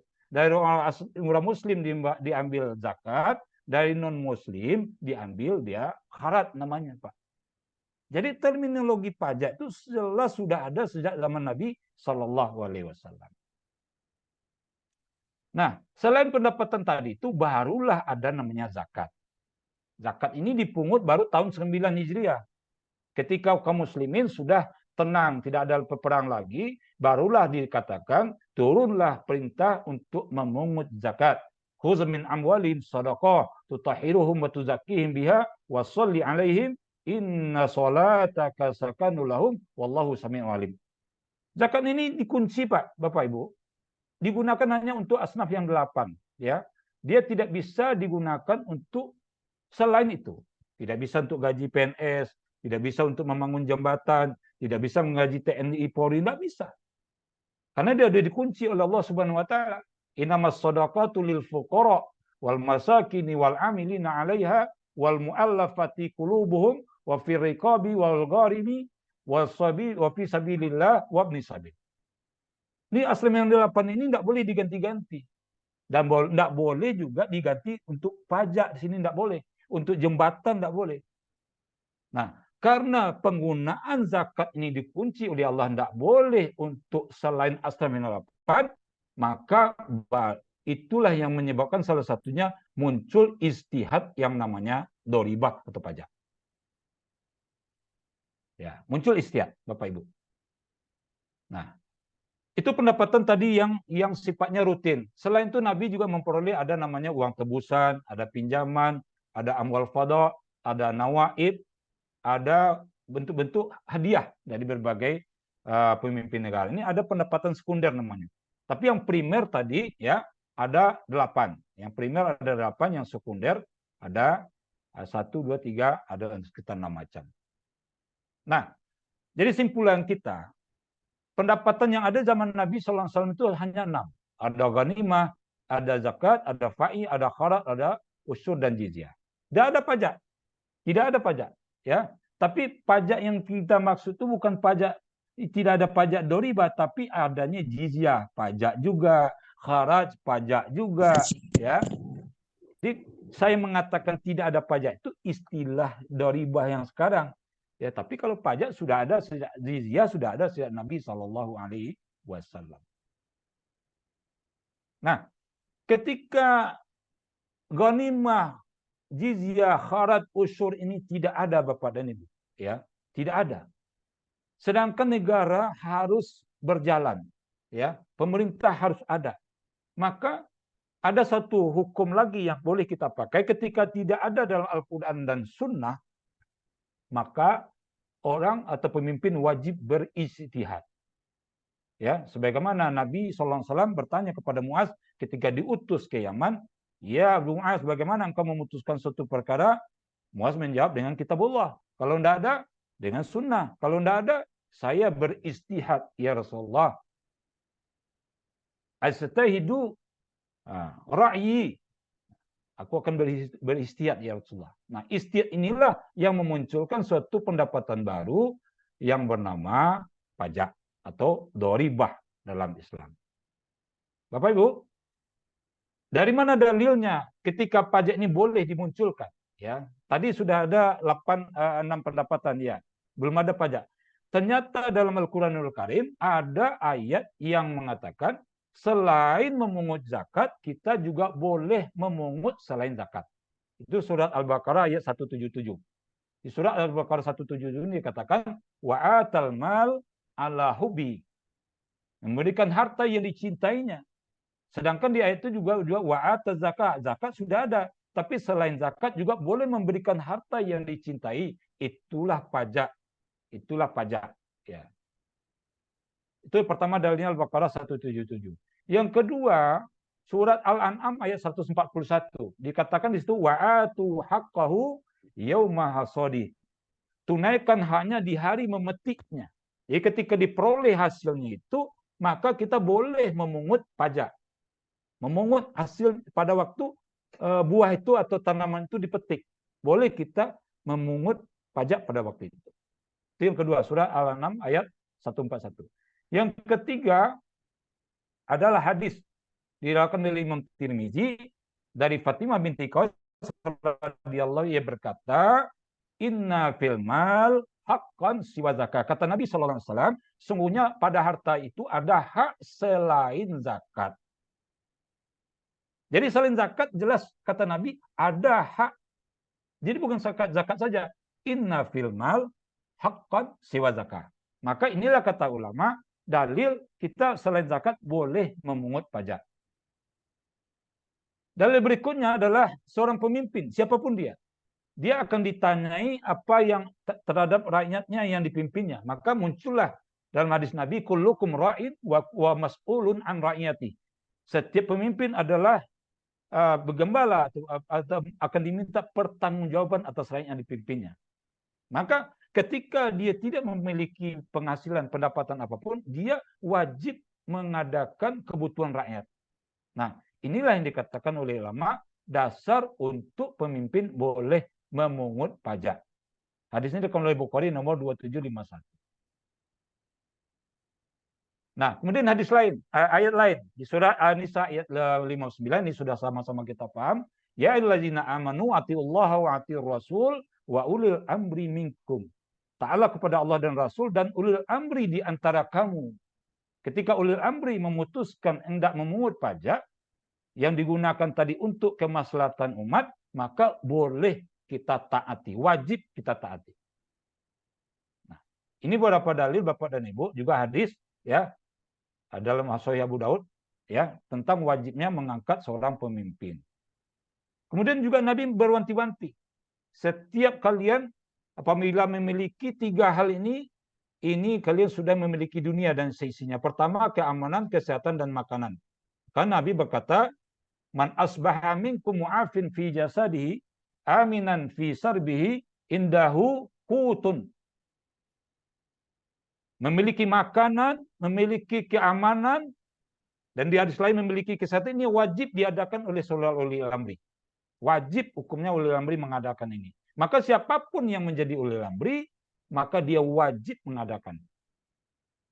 Malah kata Ibnu Taimiyah, 60 tahun tanpa dengan penguasa yang zalim lebih baik daripada 1 malam tanpa pemimpin. Tanpa pemimpin lebih baik 60 tahun dengan penguasa yang zalim. Begitu pentingnya pemimpin, dan pemimpin penting mengadakan kebutuhan rakyat. Ini salah satu dasar yang menyebabkan mengapa pajak itu muncul. Juga ada dasar lain, ada kaidah ushul fikih yang mengatakan mala yatimul wajib illa bihi fahuwal wajib. Suatu kewajiban yang tidak akan sempurna kecuali dengan adanya sesuatu itu, maka sesuatu itu jadi hukumnya wajib. Contoh, kita mau sholat. Sholat itu wajib berwudu. Maka sholat wajib berwudu. Wudu menjadi wajib. Oleh sebab itu, mendirikan kebutuhan rakyat itu wajib. Sedangkan mendirikan kebutuhan rakyat itu harus ada uang, maka mengadakan uang atau kebutuhan rakyat menjadi wajib. Nah, disinilah ulama berpedoman bahwa mengadakan kebutuhan pokok rakyat itu hukumnya wajib. Nah, disitulah muncul istihad yang bernama doribah, Bapak dan Ibu. Jadi doribah ini betul, ini istihad. Tadi Pak Dodi sudah mengatakan kalau di Saudi Arabia namanya ya memang doribah. Namanya maktabu doribah. Kalau kita jalan-jalan ke Mesir, ke Saudi, kemana namanya maktabu doribah. Memang namanya sekarang doribah atau pajak. Ini diambil dalam Al-Quranul Karim, salah satunya di surat Al-Baqarah ayat 61. Waduribat alaihim azillatu wal maskanah. Bebankanlah, timpakanlah beban kepada mereka. Jadi doribah itu memang beban tambahan setelah zakat, Bapak. Ya, beban tambahan, makanya namanya doribah. Ya, sebab beban pertama itu adalah zakat. Zakat, kemudian ditambah beban kedua namanya doribah. Makanya Dr. Yusuf Qaradawi mengatakan zakah wa doribah, zakat dan pajak dua-duanya adalah kewajiban untuk orang Islam atau kaum muslimin. Pak, maaf 2 menit lagi ya Pak. Baik.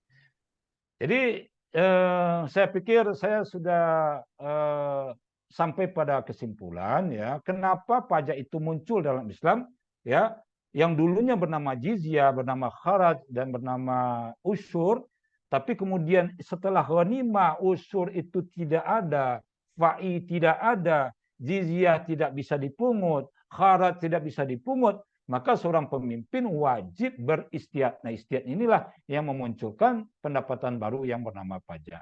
Nah, pajak ini sudah dipungut sejak zaman khalifah sampai kepada khalifah Turki yang terakhir. Sudah dipungut sebetulnya, Pak. Cuma dengan nama dan tarif yang berbeda-beda. Dengan nama dan tarif yang berbeda-beda.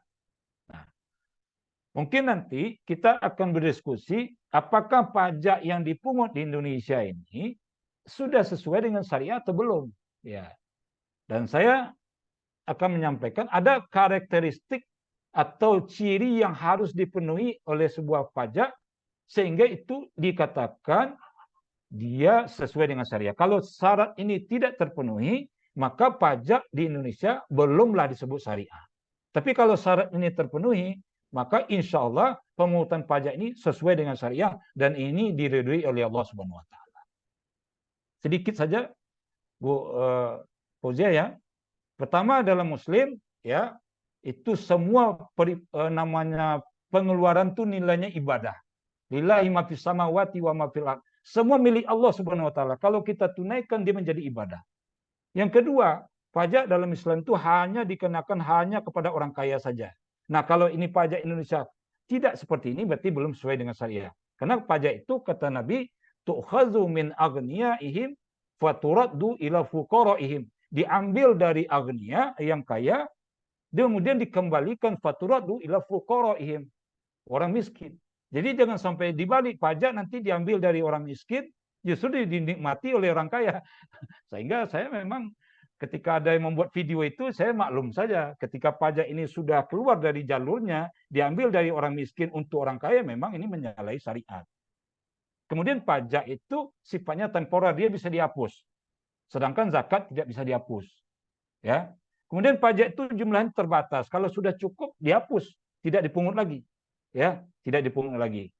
Dan yang terakhir, dalam Islam ada kaidah zakat dan pajak itu tidak boleh dia namanya berlebihan, dipungut 2 kali dan secara berlebihan.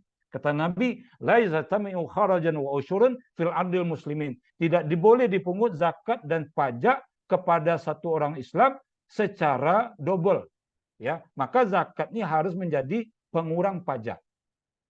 Nah, dalam SPT tahunan, zakat sekarang sudah menjadi pengurang penghasilan, tapi idealnya menurut syariah dia menjadi pengurang pajak atau deductible, ya.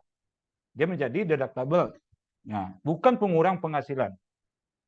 Nah, inilah beberapa karakteristik pajak yang sesuai dengan syariah. Apabila kita buat pajak seperti ini, insya Allah ini sudah sesuai dengan syariah. Tapi kalau belum, ini yang akan kita usahakan agar pajak-pajak yang dipungut hari ini semirip mungkin, sedekat mungkin dengan Islam, dengan syariah, sehingga tidak lagi kita dicap tadi sahibul maks.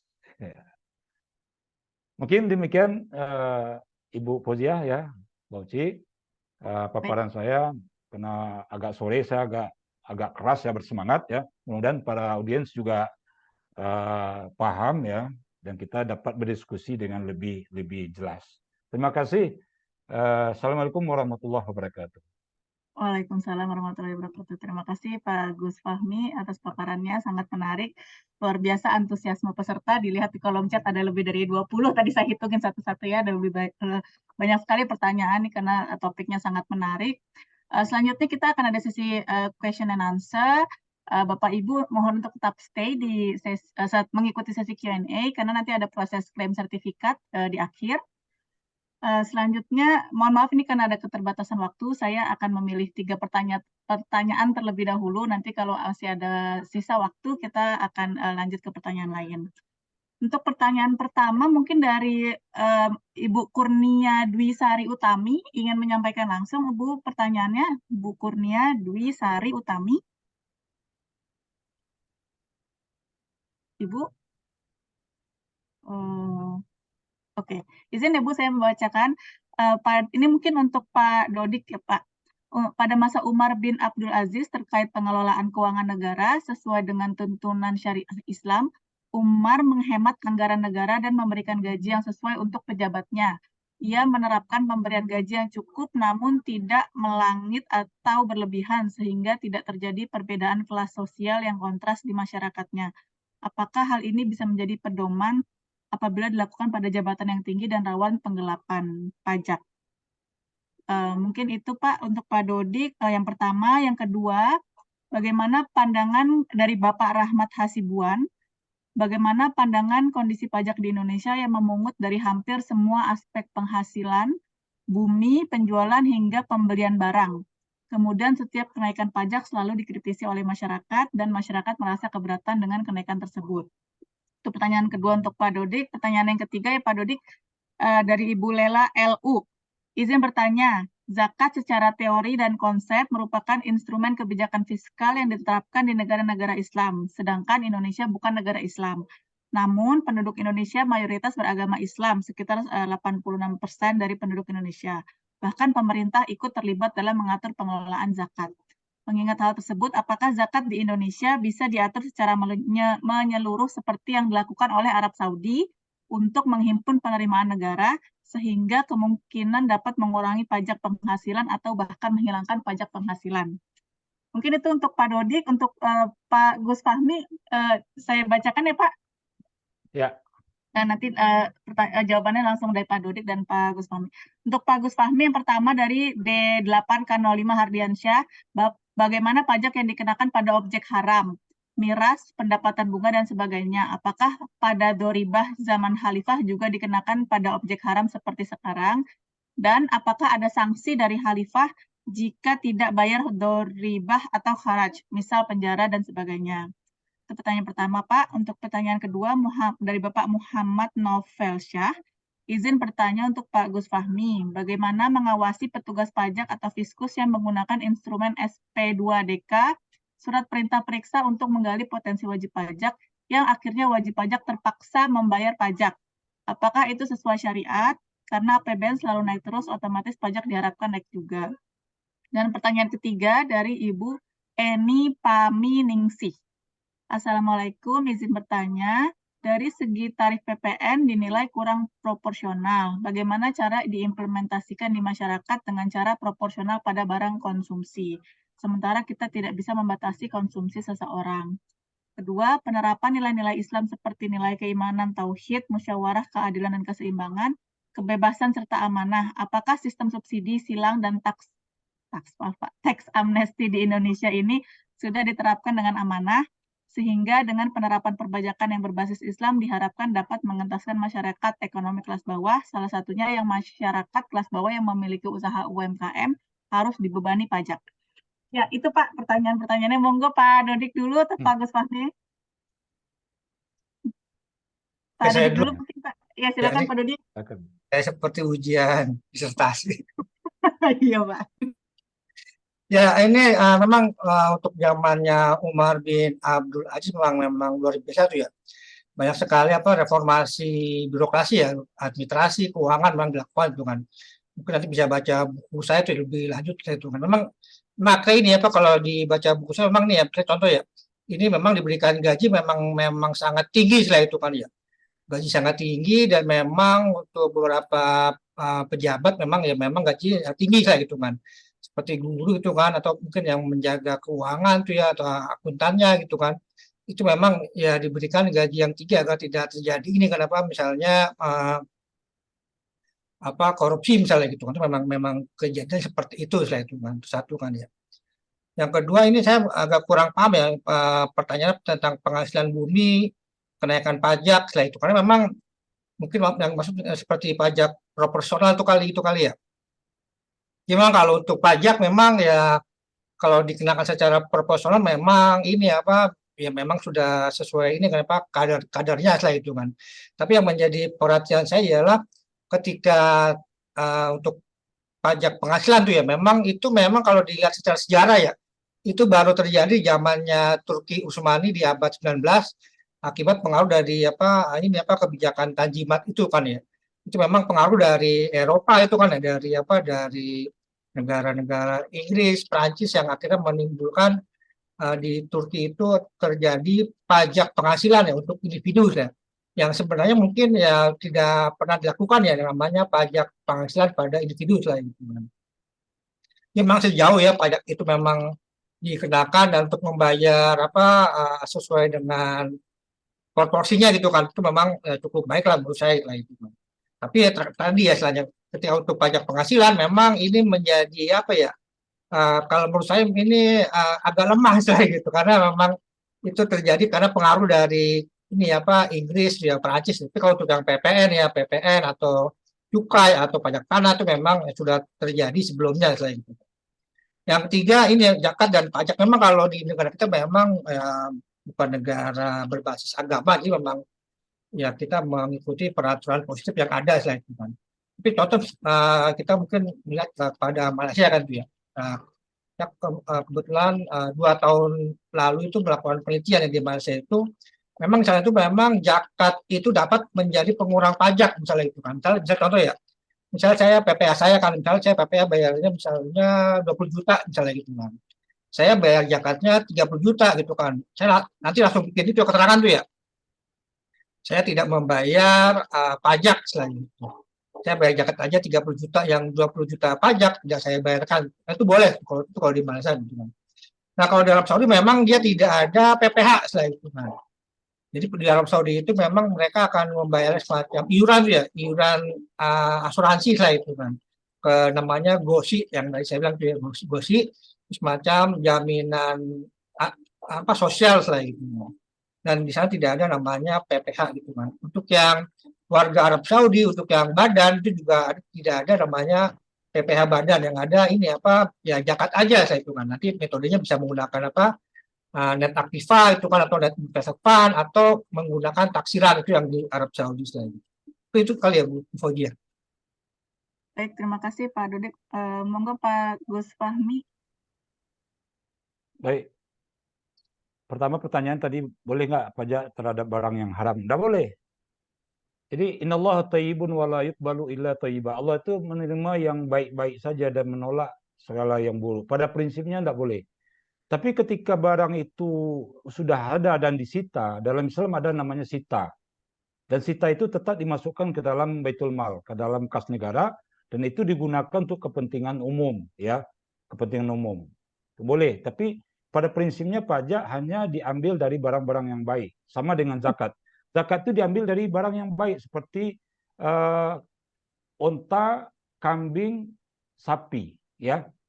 Kita tidak mengambil zakat dari ayam, ya, tidak mengambil zakat dari yang lain. Jadi yang diambil oleh Allah itu hanya yang baik-baik saja. Begitu juga emas dan perak, tidak diambil atas tembaga, besi, enggak, ya.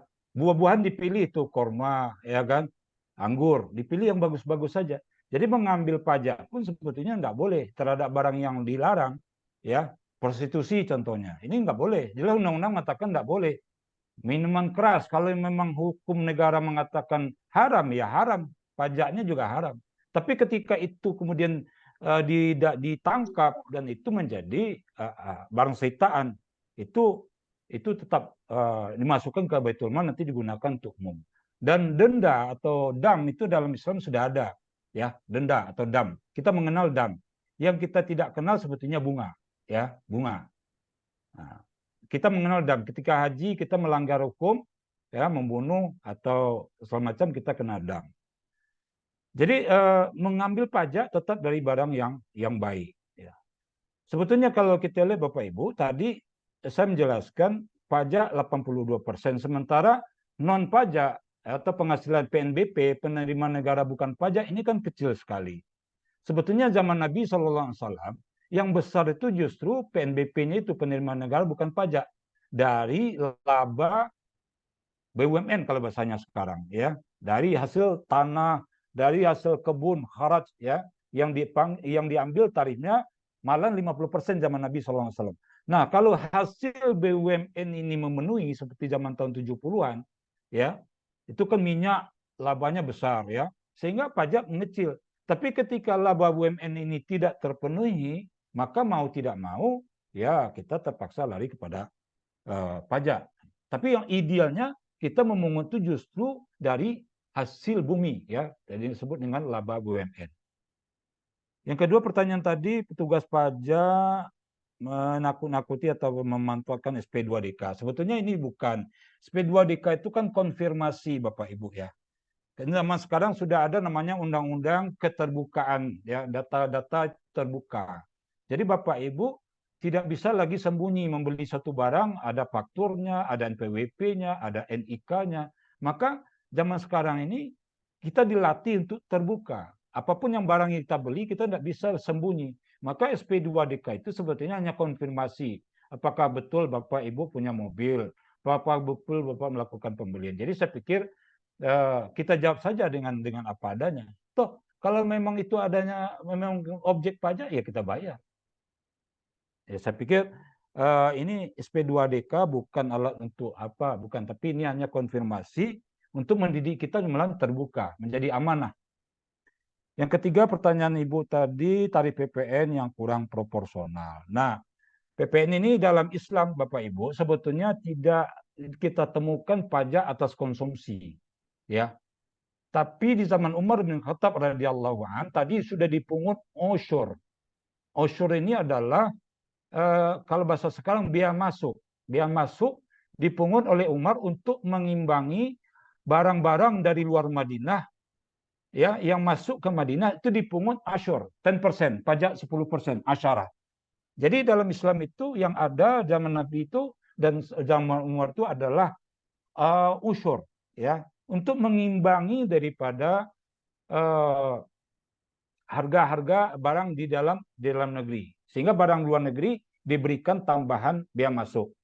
Nah, khusus mengenai pajak konsumsi ini, ya, saya sendiri sebagai pemateri peneliti ini, saya memang tidak menemukan dalil ya. Cuma saja barangkali ya, saya berpendapat ini bukan di luar instansi saya. Ketika pajak penghasilan itu belum dianggap maksimal, ya, belum dianggap maksimal, artinya mungkin masyarakat belum dianggap jujur.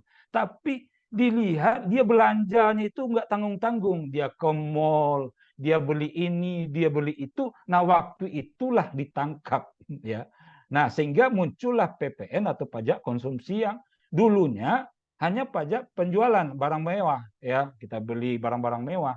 Kemudian ketika ini dilihat PPh tidak maksimal, kemudian muncullah PPN ini. Pada prinsipnya PPN ini tidak bisa menjamin apakah yang dikenakan hanya orang kaya, karena di situ juga bisa terjadi orang miskin yang dipungut PPN. Contoh, kita minum air mineral. Air mineral ini kena PPN 10%. Oke, tapi ketika air mineral ini diminum oleh tukang beca, maka dia menjadi haram. Kenapa? Karena PPN ini dipungut kepada tukang beca yang orang miskin. Orang miskin. Nah, di situ kelemahan PPN itu. PPN tidak bisa membedakan mana orang kaya dan orang miskin. Maka kita sebagai konsumen berarti yang akan melakukan seleksi. Kalau barang itu memang barang kena pajak, kalau kita tidak mampu ya otomatis kita ganti dengan barang substitusi, ya kan? Diganti dengan barang substitusi. Ini jawaban saya sebagai bukan petugas pajak, Pak, ya. Meskipun di sini banyak rekan-rekan saya di pajak yang hadir, tapi ya PPN itu sebetulnya memang pajak konsumsi. Ketika dia mengkonsumsi itu, siapapun dia kena PPN, dia kena pajak. Nah, di situ Islam membatasi, tidak boleh sebetulnya dikenakan terhadap orang miskin, ya. Nah, tadi sudah kita sampaikan, tu'khadhu min aghniyaihim wa turaddu ila fuqaraihim, diambil dari orang kaya, dioper kepada orang miskin. Nah, kalau PPN ini dikenakan terhadap orang miskin, ini betul tidak cocok dengan syariah, menentang daripada syariah. Maka barang kena pajak ini memang harus ada sensornya, ya, di DPR. Mana yang betul-betul barang yang akan dikenakan PPN, ya. Terutama barang kebutuhan pokok. Tapi dalam Undang HPP saya lihat kemarin, barang di Undang-Undang Harmonisasi Peraturan Perpajakan yang terbaru, itu kebutuhan pokok tidak dikenakan PPN. Beras kan tidak kena PPN. Yang kena adalah batang padinya, jeraminya. Jagung tidak kena PPN, yang kena bongkol jagungnya. Nah, tapi ini rawan akan terkena PPN. Maka kita semua harus bersama-sama memonitor bersama-sama untuk saling mengingatkan jangan sampai PPN ini terkonsumsi oleh orang miskin. Mungkin begitu jawaban saya. Mungkin panjang nanti Bu Fauzia. Terima kasih. Baik, terima kasih Pak Gus Fahmi. Monggo Mas Bagus. Mungkin lanjut dulu Mbak kalau masih ada pertanyaan. Oke, baik. Ini masih ada sedikit waktu lagi. Boleh izin saya ada satu pertanyaan lagi. Ini dari Bapak M. Muslim Ansori untuk Pak Dodik. Seperti yang tadi sudah dijelaskan bahwa zakat bagian dari Islamic Finance atau Islamic Moral Economy merupakan salah satu sumber penerimaan negara yang mungkin pada saat itu merupakan bagian dari public fiscal. Namun, sejak zaman Ottoman terjadi pergeseran karena pengaruh kolonialisme negara Barat. Namun sejak kemerdekaan negara muslim di pertengahan tahun 1900-an, banyak negara yang mulai melihat kembali Islamic Finance atau moral economy untuk membiayai negara. Seperti yang kita tahu, di APBN, zakat tidak termasuk dalam pendapatan negara. Jadi merupakan bagian yang terpisah dari public finance. Bagaimana caranya saat ini untuk mengintegrasikan atau menjembatani gap antara public finance dengan Islamic Finance tersebut, terutama untuk negara yang non-muslim seperti Indonesia? Itu untuk Pak Dodik. Untuk Pak Gus Fahmi, ini dari penanya yang sama, Bapak Muslim Ansori. Jika pajak sesuai syariat dan menjadi pengurang pajak, apakah akan mengurangi penerimaan negara? Monggo Pak Dodik dan Pak Gus Fahmi. Ya, ini berat sekali pertanyaannya sebenarnya. Bagaimana tadi menjembatani itu ya, saya kan ya menjembatani dari zakat dan publik itu kan. Memang idealnya tuh ya zakat itu ya yang mengut ya Kementerian Keuangan selain gitu kan ya. Nanti kalau zakatnya dipungut oleh Kementerian Keuangan, nanti kalau misalnya pajaknya dilihat tuh ya nanti misalnya lebih besar zakatnya, nanti dapat mengurangi pajak setelah itu kan. Itu idealnya setelah itu kan. Tapi di Malaysia pun ini juga nggak seperti itu setelah itu kan. Jadi zakat itu dipungut oleh PPZ ya, Pusat Pungutan Zakat, nanti disalurkan oleh wilayah MAUIP ya itu ya, Majelis Agama Islam Persekutuan, tapi tidak masuk ke dalam APBN-nya Malaysia selain itu kan. Tapi misalnya jika tadi ya zakatnya misalnya 30 juta, pajaknya 20 juta, maka tidak perlu membayar pajak yang 20 juta, hanya membayar zakatnya yang 30 juta itu langsung dipotong setelah itu langsung tidak bukan dipotong ya, langsung tidak membayar pajak gitu kan, ada mereka akan membuat keterangan setelah itu kan. Nah, nanti apakah tidak akan mengurangi ini kenapa pendapatan negara setelah itu kan. Nah, ternyata juga tidak berdampak pada penerimaan pendapatan negara Malaysia setelah itu kan. Dengan adanya orang membayar zakat tuh ya, maka dia akan akan transparan setelah itu kan. Karena ketika membayar zakat itu tidak boleh diakal-akalin setelah itu kan. Misalnya zakat hartanya malnya 1M itu kan. Saya akalin misalnya kan. Saya laporin misalnya 500 juta aja kan. Itu nanti bagaimana kan? Itu seperti orang yang sholat Isya mungkin 2 rakaat aja misalnya gitu. Pasti ini dengan membayar zakat tuh akan semangatnya akan ya transparan mungkin, dan itu mengakibatkan jadi ini secara ekonomi makro tuh ya, itu akan terjadi semacam stimulus ekonomi, karena zakat yang dipungut itu juga akan menyebabkan pertumbuhan ekonomi lah itu kan, dan itu juga nanti akan meningkatkan pendapatan negara lah itu kan secara makronya misalnya. Itu kali ya Bu Fauziah kali ya. Baik, terima kasih Pak Dede. Monggo Pak Gus Fahmi.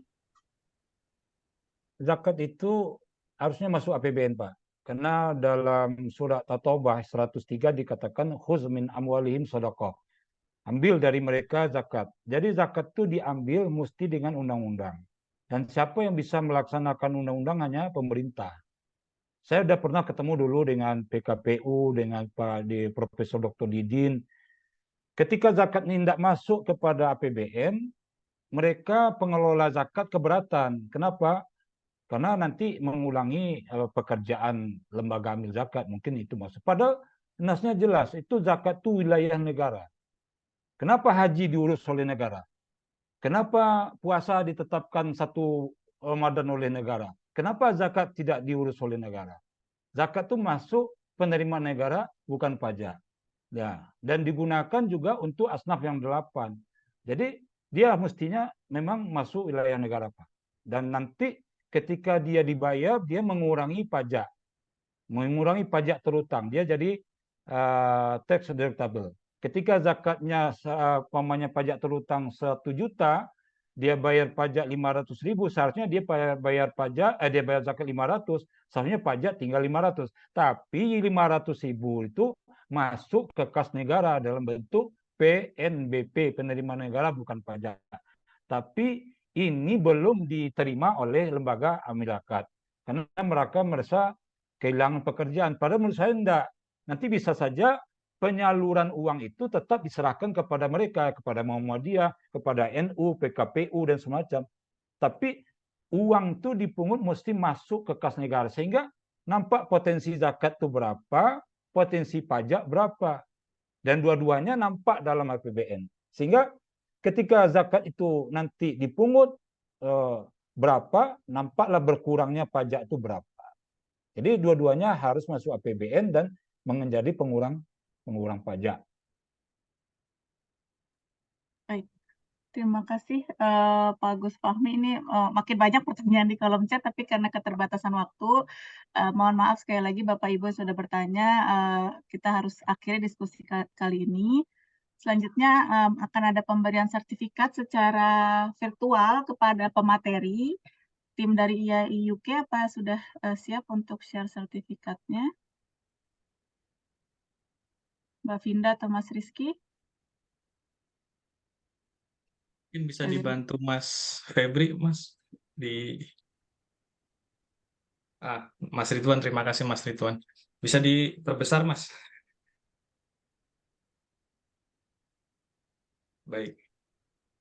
Baik, Ya. untuk yang pertama, silakan. Iya, makasih Mbak Uzi. Pak Agus Fahmi, ini sedikit kenang-kenangan dari kami nih, dari teman-teman Intek UK dan juga IAE UK. Terima kasih banyak. Saya sebenarnya pengen banyak bertanya juga nih sama Pak Gus Fahmi dan Pak Dodik, cuman waktunya sayang sekali tidak memungkinkan. Terima kasih banyak atas kehadiran dan hikmah yang dibagikan kepada kami semua hari ini. Sangat bermanfaat, Pak. Ini peserta sebetulnya tadi maksimal 300 ternyata Pak. Saya baru dapat laporan dari teman-teman. Yang daftar itu sebenarnya 440-an ke atas. Cuman saya baru ngeh kenapa angkanya itu tadi sampai 300 nggak nambah-nambah karena maksimal ternyata hanya 300. Jadi mohon maaf ini. Animonya sebenarnya sangat luar biasa besar. Mudah-mudahan ini bukan yang pertama dan terakhir dan semoga ada kesempatan yang akan datang baik Pak Gus Fahmi maupun Pak Dodik. Mungkin bisa ditampilkan juga untuk Pak Dodik, Mas Ridwan. Ya, terima kasih banyak Pak Dodi atas ilmu yang disampaikan, sangat bermanfaat. Karena di sini kebetulan banyak sekali teman-teman, saya lihat, saya sisir peserta itu banyak dari akademisi, tapi juga banyak juga dari praktisi atau bahkan dari unsur pemerintah gitu ya. Tadi teman-teman Kementerian Keuangan cukup banyak yang hadir. Terima kasih dan ini menjadi khasanah pengetahuan baru bagi kami semua. Dan juga kita sampaikan terima kasih ini kepada Mbak Uzi yang sudah menjadi moderator luar biasa pada pagi hari ini atau sore hari ini waktu Indonesia. Terima kasih, diskusinya sangat hidup, diskusinya sangat aktif, dan saya rasa tadi masih ada beberapa pertanyaan, itu memperlihatkan animo yang sangat luar biasa. Saya tidak menyangka akan, Mas Aldi juga mungkin berpendapat sama gitu ya, kita tidak menyangka akan sebanyak ini gitu ya peserta yang hadir. Mungkin dalam ingatan saya ini acara dengan peserta barangkali paling paling banyak gitu ya sejauh ini. Jadi terima kasih, ini luar biasa. Terakhir saya juga ingin menyapa di sini ada Pak Marihot Pahala Sihaan, beliau Kabid P2 Humas Kanwil DJP Sumatera Barat dan Jambi. Selamat sore Pak Marihot. Selamat sore Terima Mas Pak. kasih. Terima kasih Pak Marihot sudah berkenan nih dari awal sampai akhir membersamai kita semua dan teman-teman dari Kanwil DJP Sumbar Jambi. Sebuah kehormatan ini Bapak bisa turut hadir. Dan mungkin sedikit informasi teman-teman, beliau ini dulu dosen saya waktu D3 di STAN ya. Jadi senang sekali bisa ketemu meskipun hanya virtual. Mudah-mudahan kita semua diberikan kesehatan. Pak Marihot mungkin ada yang mau disampaikan atau ingin Ya, menyapa teman-teman? oke, selamat sore Bapak Ibu sekalian. Senang sekali saya bisa mengikuti diskusi tentang pajak dalam pandangan Islam. Walaupun saya tidak mengikuti dari awal saya ada di dunia ini ya, karena kan saya bukan Muslim, tapi saya percaya bahwa pemahaman tentang pajak sebagai sumber penerimaan negara itu adalah hal yang baik untuk kita semua pahami dan kita terapkan dalam membangun bangsa ini. Sebagai Kabid Humas, saya mengucapkan terima kasih untuk Mas Bagus Wianto karena memberikan kepercayaan kepada Kanwil Sumbar Jambi melalui Pak Gus Fahmi membagikan ilmu kepada kita semua. Pak Gus Fahmi ini andalan kami, Bapak Ibu sekalian. Beliau sudah melanglang buana di dunia maya, sudah kemana-mana beliau ini, dan sudah tidak diragukan lagi ilmunya tentang pajak dalam pandangan Islam maupun pandangan peraturan perpajakan secara aturan ini di Indonesia. Mungkin gitu Mas Bagus. Terima kasih banyak Pak Marihot. Monggo Mbak Uzi atau Mas Aldi, saya kembalikan. Terima kasih banyak. Makasih Mas Bagus. Mungkin sebelum mengakhiri acara, izin kita foto bersama dulu Bapak, Bapak-Bapak ini ya, Bapak-Bapak semua jadinya. Izin tim dari IAI atau Intek akan print screen untuk foto, oke. Babaknya ya, 1, 2, 3. Sudah? Oke. Untuk para peserta bisa klaim sertifikat dengan mengklik link di kolom chat. Sekali lagi saya ucapkan terima kasih. Saya mewakili IAI UK dan juga dari Intek UK. Terima kasih kepada pemateri Pak Dodik dan Pak Ustadz Gus Fahmi untuk materinya dan waktunya, berbagi ilmunya. Terima kasih juga untuk seluruh peserta yang berpartisipasi dalam webinar kali ini. Akhir kata saya moderator undur diri. Semoga ada kesempatan bertemu di webinar lainnya. Terima kasih. Selamat pagi, siang, sore, dan malam. Assalamualaikum warahmatullahi wabarakatuh. Waalaikumsalam. Waalaikumsalam warahmatullahi wabarakatuh. Terima kasih Bapak Terima Ibu kasih banyak Pak semuanya. Dodi, Ya, Pak Gus Fahmi, Baik. Ya, Pak Marihon, Pak Uzi. insyaallah kita Terima kasih, ketemu Pak. lagi di waktu yang mendatang. Insya Iya, Allah, Masya Pak. Allah. Amin, Sehat-sehat, insya Allah. Bapak-bapak. Sehat-sehat semua.